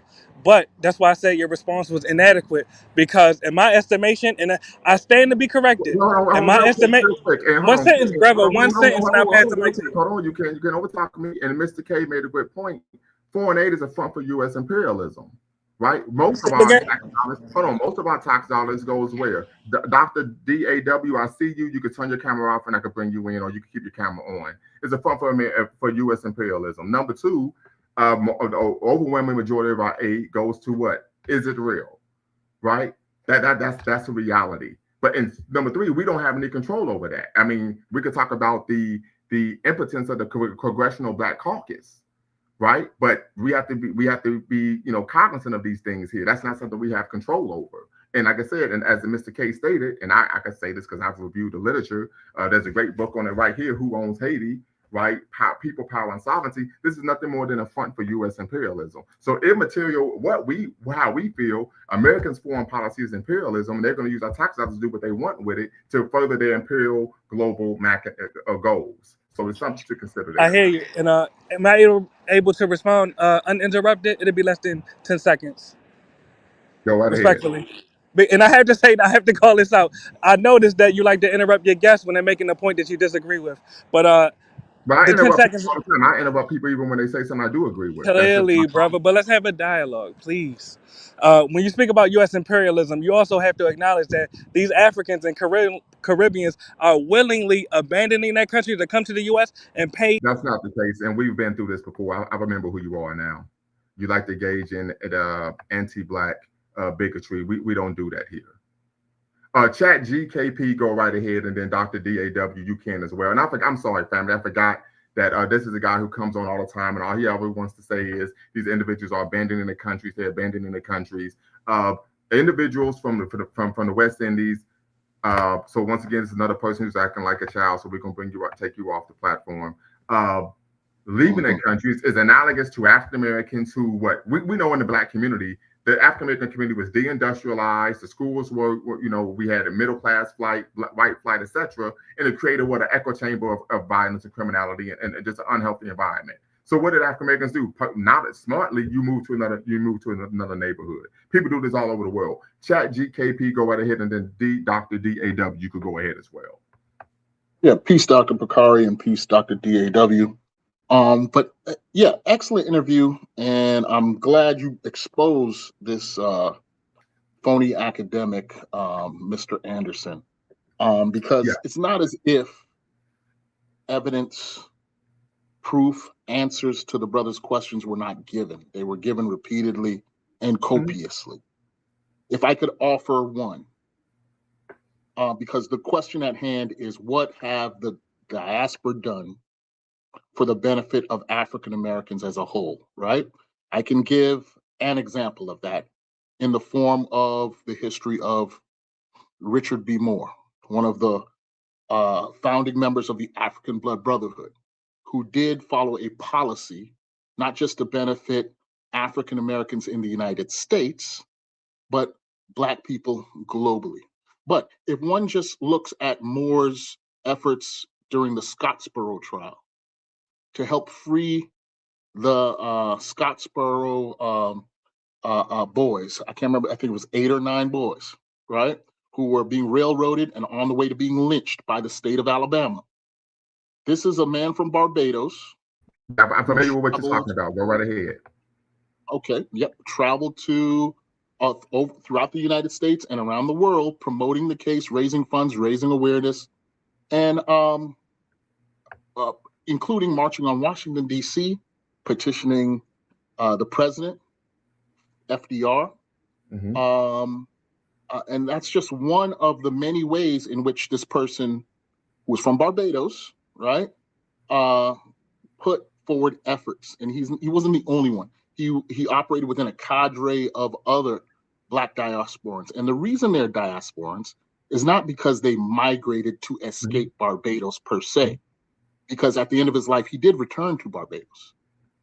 And then he demonstrated Pan-Africanism by splitting his collection, which had been put together at the Frederick Douglass Book Center, where Queen Mother Moore and others helped to establish the issue of reparations and promote reparations for Black Americans and Blacks all over the Caribbean. But he split his collection between the Schomburg Center, and we could talk about Arturo Schomburg, I was going to mention the Schomburg as well. Yeah. So I mean, there are many examples, right? But he split the collection, which was considered the second greatest collection of Black-related materials at the time, between the Schomburg Center, and he was a personal friend of Arturo Schomburg, and his native Barbados, which had just launched the University of West Indies. And you can find his book collection at the University of West Indies in Barbados to this day. And if I remember correctly, there are 3 different campuses for the University of West Indies, correct? Yeah, Trinidad is a major campus, Mona, Jamaica is a major campus, and then the Cave Hill campus in Barbados. And then there's satellite campuses throughout the Caribbean as well. Again, some might say an example of Pan-Africanism, right? But hey, you know, some people in the chat were suggesting that no credible evidence was given. And while some of this was covered there, I just wanted to show that person that we can come up here and give you all that evidence, plus and then some. All you got to do is read a book. Yeah, and this Take a class. It's a big issue. A lot of individuals don't read. Another way that Pan-Africanism benefits Black people is, so if you have Black people from other countries immigrating to the United States, right? Typically, they're going to live in predominantly Black areas, right? We have census. The higher the population, the more federal, of course, dollars you get.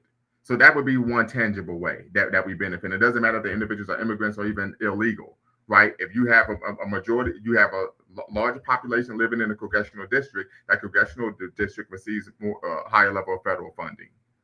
And right? That would be an example. And if we went to the level of the personal or the interpersonal, right? One could do a study alone on West Indian and African American coupling. Right? I could give an example. Intellectually, is Hubert Harrison. He was the founder of the New Negro movement. Yep, absolutely. And the Liberty League, which hosted Garvey, right? But I mean, if you look at the interpersonal, right? You look at Hazel Scott, Adam Clayton Powell, power couple. You look at even Malcolm X's parents, Earl Little from Georgia, and his mother Louisa Little from Grenada. Right? You could go on and on and on. So I bring that up to suggest that this idea that Black immigrants are inherently antagonistic towards African Americans, it's not true. It's total bull crap. Yeah, and I can say that as someone who's worked, has been a Pan-Africanist over 20 years, someone who works in the community, someone who works in academia, like that's just not true at all. And typically what you find is when you come in contact, and you all can speak to this, with African, and of course some of this you could say is because we're in academia, individuals tend to be far better educated than just a lay person on the street. You typically are embraced. But the point is, my wife is Ghanaian, for crying out loud. Yeah, the point is, these people will say that you're not giving them the evidence, but the truth is they're not listening to the evidence. They're not double checking it. They're just dismissing it immediately as if it didn't happen. When the lived reality of Black people in the United States has been one of integration and assimilation, both in the involuntary period and the voluntary period. Because if we go back to slavery, and I know people talk about just the 300, 400,000 coming to North America, but this was a population that was reinforced with new bodies from an array from across the African continent, and including some Native Americans, constantly reinforcing populations throughout the Americas, including the United States. And then in the voluntary period of immigration after the Civil War, as you then had more voluntary numbers, and then we see the U.S. government stymie that. or attempt to stymie that in the 1920s. Yes. People are still coming in and going back. And then after 1965, you've had a larger deluge of more modern Black diasporan immigrants. And some of the ethnic differences are real, and sometimes they do aggravate intra-Black tensions, but that's normal. That's just normal human behavior. The through line is that this thing we call African America is it's an evolving ethnicity that assimilates, includes, and wraps into something that is always changing. So I'll leave it there. Appreciate your show. Appreciate what you did there, because that brother was spreading a lot of misinformation over the last 2 months publicly and confidently as if it's true, and it's total crap. So and that's the thing, you know, I wasn't aware of him. I do give him, appreciate him actually responding to my email.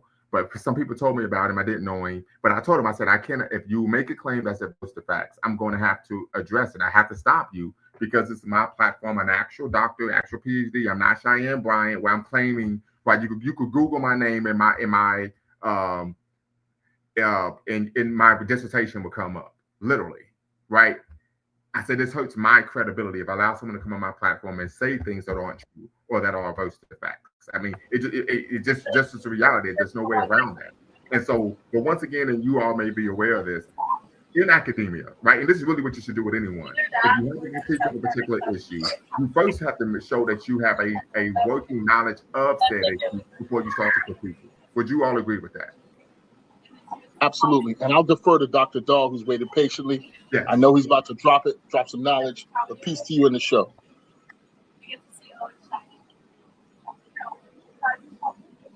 Peace. Dr. Bakari K. Lumumba, how are you? Can you hear me? I'm doing quite all right. Yes, I'm doing quite all right. Where you calling from, brother, if you don't mind me asking? Baltimore, straight out of the Farm City, okay. ABC conference here in Baltimore. I'm in Baltimore, but I'm presenting at the ABC conference today. I mean, not today, tomorrow. I was just there today. And I wanted to use that as just one example. First of all, let me back up. I want to say I've been watching you. I appreciate your work. I think one of the things that I think you did an awesome job. I mean, just like being very academic, like with him, like he was it was like a fish out of water. Now, at the same time, I gotta give you grace. Gotta give you I gotta give you mad respect for just even entertaining that conversation. To me, to entertain that conversation takes a high level of certitude in yourself, a high level of confidence in yourself and what you know, and also patience. Because honestly, I would analyze this conversation a little differently than a lot of us are, and I would say that he wasn't interested. It didn't matter. Doesn't matter what you would have said. His framework was like, I don't care. It's like I don't even see if I frame it the same exact way as if he really is being genuine. I'm just gonna be honest. That's just me. That's just a psychosocial conceptualization, because I deal with FBA all the time, and they typically move the goalposts. Every question you answered, he moved the goalposts. And in fact, I think they set the stage in such a way to make the conversation unequal, unfair, and not necessarily, I'm going to say fair. Because one thing I noticed is that when he was asking you for examples, he was asking about what has Pan-Africanism done? What has Pan-Africanism done? What he didn't do, what he did in turn was showed you what some individuals done who he superimposed FBA onto, which is a very different type of construct. And for me, that's why I always frame FBA is a movement. I frame FBA as a cult. FBA is a identity category, which is a subcategory within the African American community. That is a quote unquote movement. I don't care what they want to call it, Freedmen, FBA, the delineation movement, whatever it is. They do a lot of mental and intellectual disingenuous gymnastics. Yes, absolutely, we on it, right? Yeah. So again, to ask, so he can pull anybody out of history and say this is what we did. In fact, the reality, and let me tell you why to be a double standard. Because if he see, it's a double standard because he's looking at an individual, and maybe you and I haven't done. We don't know everybody. That person who have created the GPS, we don't know everything about his history. He could have been a Pan-Africanist. But what I'm saying is, I'm not saying he was. I'm just saying that it makes it very unfair in general. You know what I mean? So with all the information that you have, all the knowledge, I hear it. Even with all his unfair advantage, you held it down.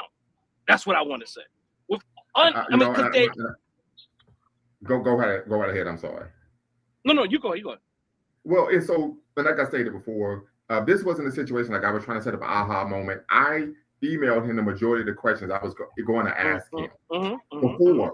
I can show you all the email thread. So I let him know when I bring people on, even if this is a person I disagree with, I'm going to send you the questions beforehand. I sent him the primary questions beforehand, so he was aware of that. The issue I had was, of course, the movement of the goalpost, right? When he talks about, suing Umar Johnson, that's absolutely nonsensical. The work is what represents the movement, not somebody who's using the name, using the concept to promote themselves. I said, we have more to, I said, I know this as someone who travels to the continent. I'm going to be going to Africa next month, who's been throughout the West Indies, even South America. People don't take him serious. Right, even our students, they talk about him as, they see him as more of an entertainer, right? But the issue that I tend to find, and this is something I do think is unfortunate, is that when I am in conversations with individuals who identify as such, factual information doesn't matter. And one of the things I was about a lot of people was like, the platform, but as big as it could be, and it was like, it's because you don't grift. Absolutely. Right? BGS, I need you to cam up in queue so that I can see who you are. Then I will bring you into the live. Just to make sure you're not trolling. So these are some issues. I gave examples. There are numerous examples of Pan-Africanism not being one-sided. For example, the brother who founded in Chad, the political organization, a political party that led to Chad's independence, was founded by a brother from Panama. Right. So these are examples of Pan-Africanism not being. Oh, that's right. Yes. These are examples of Pan-Africanism not being one-sided, but it doesn't matter because it doesn't fit the narrative. Absolutely.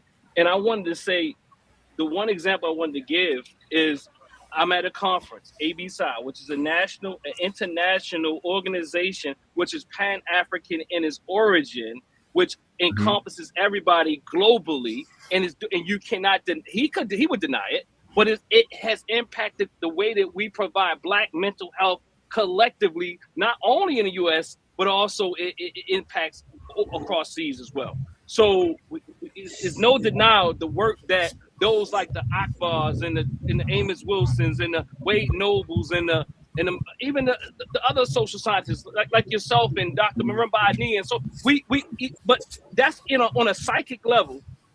That we cannot act like on a psychic level that Pan-Africanism, African-centered thought, whatever it is, that it has not impacted us, because what impacts us on a mental level ultimately impacts us on an emotional level, and then also on a behavioral and material level. So, but again, they want simple conversations talking about Biggie Smalls. So they want simple conversations. They want to get you caught in what Frank White and who got sued and if I could very quickly, I don't mean to cut you off, but I'm glad you brought that back up. We talk about Biggie Smalls and his mother saying, "I don't want you selling drugs." I say, well, most parents who are parents don't want their child selling drugs. That has nothing to do with telling you not to be connected or involved or have friends and be in community of proximity to African Americans. Most parents are going to have an issue with you saying, I want to be a singer or a rapper and not getting an actual college degree that will lead to it, that provides a tangible skill. That has nothing to do with trying to disabuse yourself or being in a community with African Americans. So he was making claims that has nothing to do with what we're talking about. Absolutely. BGS, go right ahead, and then Mr. Wright, we'll get to you. You know what? I'm so sick of this FBA stuff, is because the FBA is something that got out of the box and going way beyond what it's supposed to be. Okay. It's there for what? For claims for what? Restoration, right? For African Americans, right? Okay, for reparations. That's all it's for. That's all it's for. All this other stuff about FBA and what it means and fighting against Africa doesn't mean anything, okay? Outside of reparations talk, okay? I cannot go to Ghana. I cannot go to Jamaica. I cannot go to South Africa and claim reparations because I'm not one of them. That's the only reason the class actually exists. Okay, so ADOS and the FBA, all it means is for reparations claims to your government. That's all it means. Okay, Right. outside of that, it should not actually go this far. Should not be a beef. Yeah. And one of the things that one of the brothers came on the platform, he was West Indian. He says, I'm from the West Indies. I've never in my life thought about trying to gain access to reparations for that Right. for African Americans, right? Exactly. And so that's why I would ask the questions, well, what resources are being attributed to us that African or West Indian immigrants are getting? But then the real question is, I said, you're attacking African West Indian immigrants when the top 5 groups that are immigrating to America aren't Black. Yeah, that's true. And So it's just an attack other Black people. Nobody talks about Pan-Europeanism, okay, which exists all over the world. Okay. I mean, what do we think NATO is? Yeah. Oh, NATO and a few other things. But what do you think's going on in the world right? That's beyond the scope of this conversation. What's going on right now with Iran and Ukraine? Okay, that's Pan-Europeanism. But the thing is that I understand what people are saying. Okay, and there's a way to actually have a discussion with your government about your rights. Okay, there's certain things that immigrants can, because of their skin color, get included with your group, right? We actually signed on to that. Okay, with Haitians and Africans signing on to civil rights and them having access to education, stuff like that through us, we actually signed on for that. Okay, we actually signed that. That's why you brought them in the first place. So we actually agreed with what is going on with as far as civil rights in those groups. Okay, if you don't like it, don't attack them. Go to your government. Yeah, that's something I mentioned. I said when we talked about, because a number of individuals who ascribe to FBA stated what about scholarships? And I said, well, if there are individuals who are getting scholarships that are designated for Black people, yes, for African Americans, then that's an issue you take up with the institution that is disseminating the scholarship. Yeah, but the thing is, the biggest people that get what Black people are supposed to have as descendants of slaves are not immigrants. They're called white women. White women. We don't even talk about that. 87% of what you're supposed to get are going to white women. We don't include them, do we? I don't see FBA attacking white women. How come they're not? Why when I asked him about, okay, you have an issue with the guy from Florida, the congressman from Florida, whose policies are empathetic to the Black people. Who's born here? He's born here. I said, cool. I said, but you pointed out that he's from Jamaica. I said, what about all these other Black conservatives whose policies are empathetic to the Black community? He didn't even know what their policies were. Yeah. I said, because if you were serious, you would be knowledgeable of these individuals who have policies that are detrimental to the Black community. No, you just want to attack the guy who's actually of Jamaican ancestry. I said, I'm not stupid. I know what's going on here. And I asked him, I said, what are their policies? But I don't have time to get into all of that. I mean, you had a woman of Indian ancestry, okay, 2 of them actually. One on the Republican side, one on the Democratic side, running for president. Okay, I think it's Nikki Haley. I think that's her name. Okay, she's running for Republican president. Okay, yes. She's not even Black. Right. Anything against her? Yeah. Yeah. The thing is, this FBA stuff, in my opinion, I have no qualms against the FBA and Tariq Nasheed. Okay, number one, you screwed up. You should have got behind ADOS and tried to get reparations through. Okay, you split the vote. Okay, you did Democrats a favor by doing that. Okay, that's number one. Okay, number two, the rest of this stuff is meaningless. Okay, about going against the Black people because they're not FBA. So what? Okay, exactly. Are they getting the job that you need done? That's all that counts, okay? Because Netanyahu comes here and gets all kind of money from the United States, okay? Yes, he does.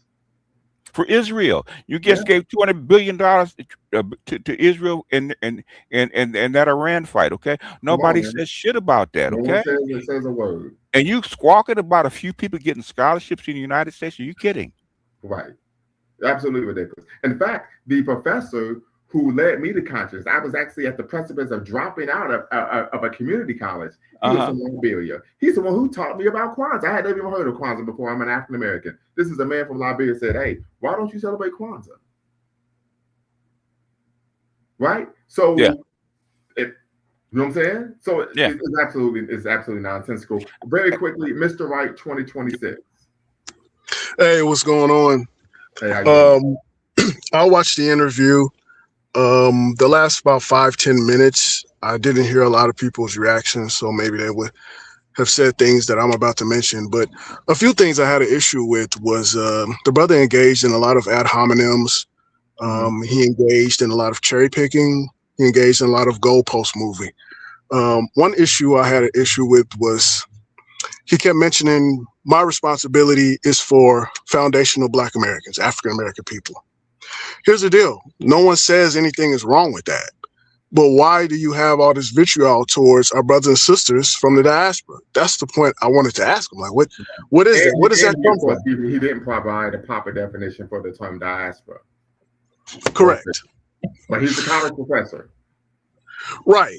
And he didn't realize he contradicted himself. On one point, he said he supported Louis Farrakhan. Louis Farrakhan is actually of West Indian descent. Yes, it was Louis Farrakhan from the West Indies. Both of his parents are West Indian. Right. So that's a direct contradiction right there. And then he mentioned a few people. He brought up Biggie Smalls. He brought up Busta Rhymes. Anyone can cherry pick anyone to support their viewpoints, right?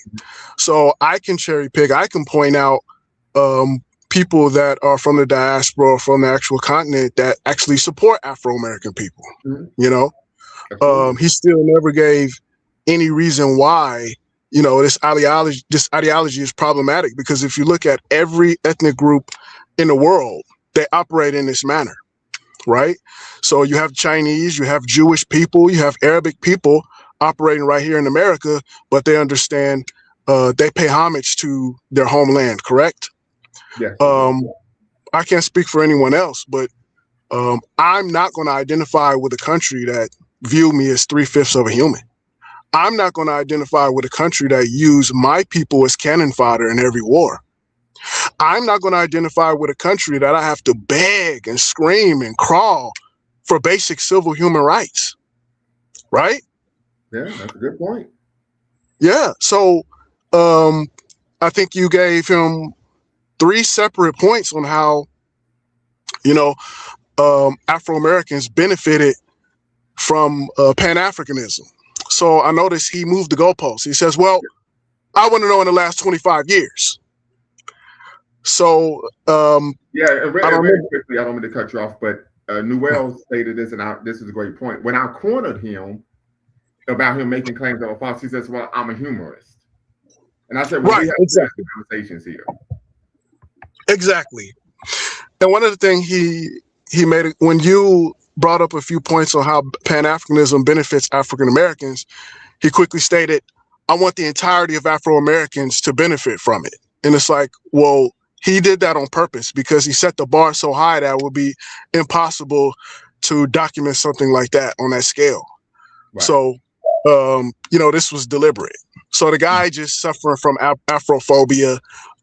If you look at Black people, whether they're in the diaspora or actually on the continent, that have this type of mentality, we cannot associate with these type of people because, once again, like I stated before, every other ethnic group, racial group operates in this manner globally. I think one brother brought up before Pan-Europeanism. That's really a thing. Yeah, you mentioned NATO, right? What is NATO? White people, European countries doing what's in their best interest to seize global power, right? Yeah. You see, they operate like this throughout the world. This is nothing new. We're the only people, we're one of the only groups of people that refuse to get on board with what's really going on in the world. Obviously, we're not that way, but I'm just saying we have to deal with, you know, Black people that things in terms of, you know, anti what we really are. I don't want to identify with my colonizer. I don't want to do that. Right? So, and I mean, that was part of the disconnect. We're going to bring you here. We're going to indoctrinate you with Christianity, and we're going to replace what you were and implant something completely different that's subservient to us. Yes, Dr. Malana Karinga mentions that. He calls it memory replacement. Dr. Golly, what is his name? He wrote the Ali Missouri. He talks about this term of what he calls contrived amnesia. And that speaks exactly to what you're talking about, to where they take your worldview out, your mentality, your ideology out, and superimpose theirs upon you. Yeah, and you mentioned the Conference of Berlin. I know I mentioned this before, but I think it's a perfect example. These are European nations, and America had delegates as well, right? Conspiring to seize control of the entire continent of Africa, right? You know, so what is this an example of? White men coming together, collaborating to seize control, power, natural resources from Black people for the benefit of white people globally. Yeah. Come on now. Yes. I mean, this is what actually happened here. This is what's going on here. So, you know, it's unfortunate. Like, and I stated before, we had an exchange offline via email. I provided him with the base level questions I would ask. So this wasn't like aha. He knew what questions I was asking, why, and what they were about. The second issue was I told him, I said, I can't allow you to come on my platform and make claims that are those facts. He says, well, we could just let the audience decide. I said, respectfully, I said, the majority of the audience are lay people who aren't knowledgeable of the subject matter.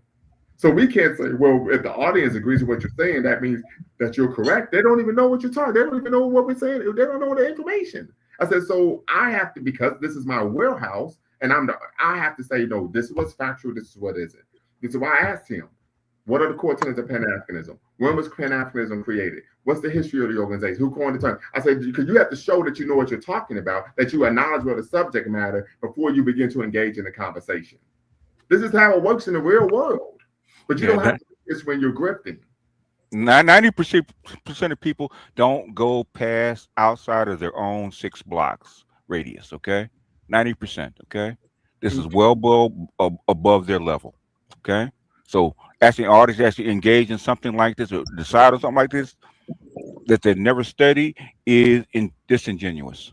Is what it is. Okay. Absolutely. When we talk about identity, that's why I asked him, are you familiar with Nigression's theory? Never even heard of it before. But we're talking about, you're talking about your Black identity. Like, get the fuck out of dating with this rookie shit, man. Yeah, we you know, in my group for the last 25, 30 years have been trying to integrate Africans and African Americans together. Okay. And white people are the biggest people that actually try to stop this. Colin Powell actually wanted African Americans to actually be part of AFRICOM and help police Africa, right? They wanted Black soldiers. Guess who didn't want that? The Europeans didn't want that. Okay. Well, of course, you had Afro Americans lining up to go help and support Ethiopia, in the Italian invasion, and the American government stopped them. There's actually footage online from it. Yeah, but they don't stop white people, American people, from going over to fight for Israel, do they? Right. Matter of fact, W.B. Du Bois led a hands-off Ethiopia rally in Harlem. I believe. Right. So it's just, you know, like I said, and I had let me share my screen with y'all real quick, family, because I had a number of examples. Because when he did when he had the conversation with the brother, like, who do you think led the South African protests against apartheid? Those are American Black students in college, okay, in the 80s and 90s. So, you know, when he had the conversation with the brother from Haiti, the overweight brother from Haiti, he asked him, give me an example of Pan-Africanism in practice outside of social media. So I had all these examples just off the top of my head that I wrote in like the past hour. Right, that I was going to provide as an example of Pan-Africanism in practice, not just a concept or idea, right? But when I saw that, okay, this isn't going anywhere because no matter what I tell him, it doesn't matter, right? I said, okay, there's no need even finishing the conversation, right? We talk about they say African Americans not liking Africans not liking African Americans. So, well, Malcolm X, when he went to Nigeria, he was given the name Omowale, the son who returned home. Where did Du Bois actually retire and die? And I've been to Du Bois's home, which is now a museum in Accra. I've been there. Come on now. I've been there. Got pictures and everything. Matter of fact, I'm gonna be honest, so I can put this out here. I'm in community with brothers. I became a bit emotional when I went to the his grave site. That's on the campus of the museum. I became a bit emotional. Guess when Obama was president, who the biggest hero on the continent was? Obama. Yeah, because they were happy to see an African American, a Black man in America doing something great. Yes. Right. As a matter of fact, I had a quote here where I was going to talk about Marcus Garvey's Negro World newspaper. and how Jomo Kenyatta stated that Africans memorized its articles to share with other Africans hungry for some doctrine which lifted them from the servile consciousness in which they live. This is coming from the book by Robert Trent Vision, The Americans Are Coming, Dreams of African American Liberation and Segregation in South Africa, page 29 of Howard University Press. So I had receipts. And the thing is, I would ask him, well, give me an example. He would make a nebulous claim, and when I would ask for an example, he couldn't do it. I mean, this is something that individuals who align with this concept and idea or movement say all the time. When Clemson Cure had the brother platform, they said African and Caribbean immigrants are getting benefits that are aligned for African Americans, but they don't give an example, right? I said, and the one example David Anderson gave of a person who was not an African American getting benefits that are supposed to go to Black people was Indians. Yeah, Indians get it. Yeah. The TPS program with under Biden. Okay.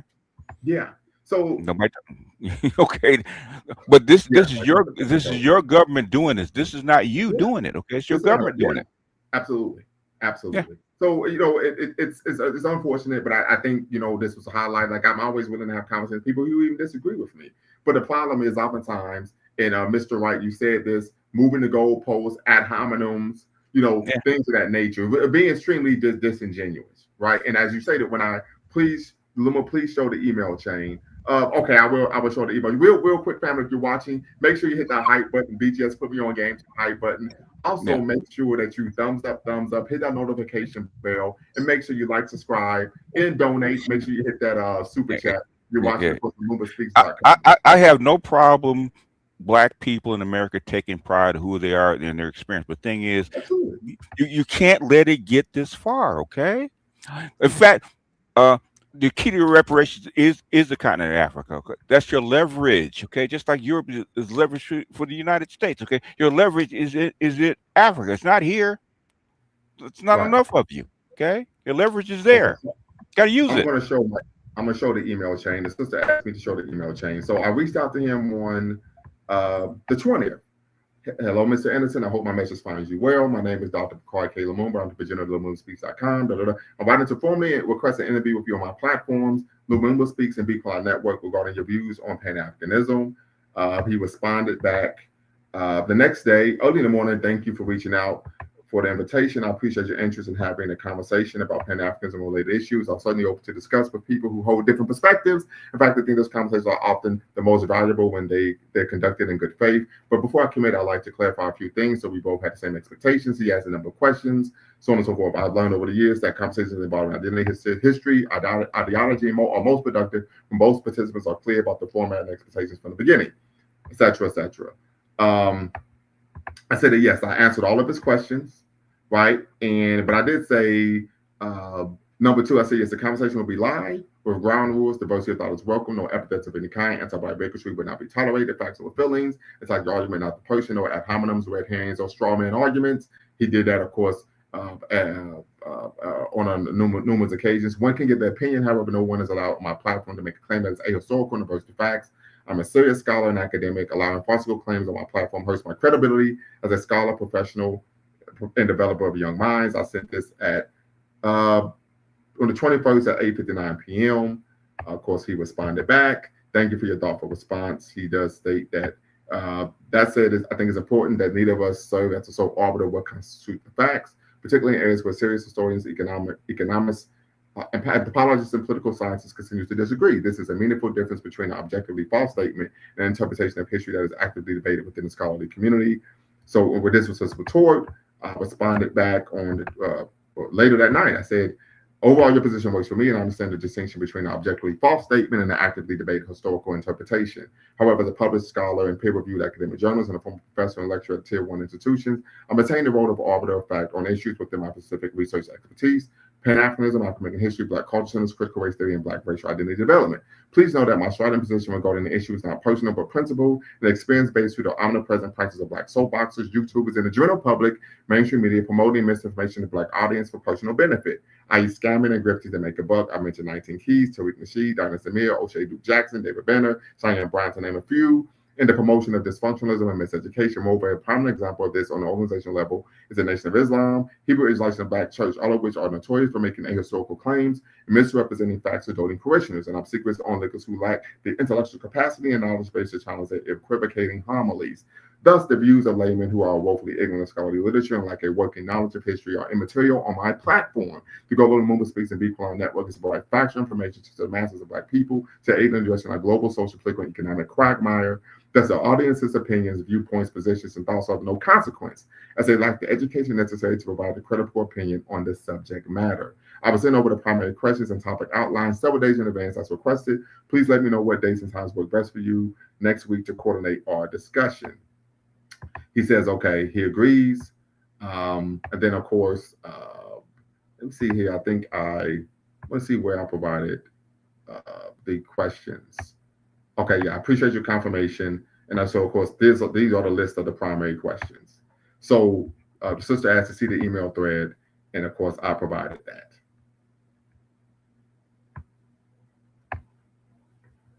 Yeah. Let's see here. America is a violent imperialist state, and it simply is about the natural resources and abundance of Africa. Yeah. So once again, this was not an aha situation. He knew what was coming. He knew what questions I was going to ask. But as you say to Mr. Wright, a lot of it was, moving the goalposts, red herrings, and of course, simply not asking the questions or trying to be a humorist when I cornered him.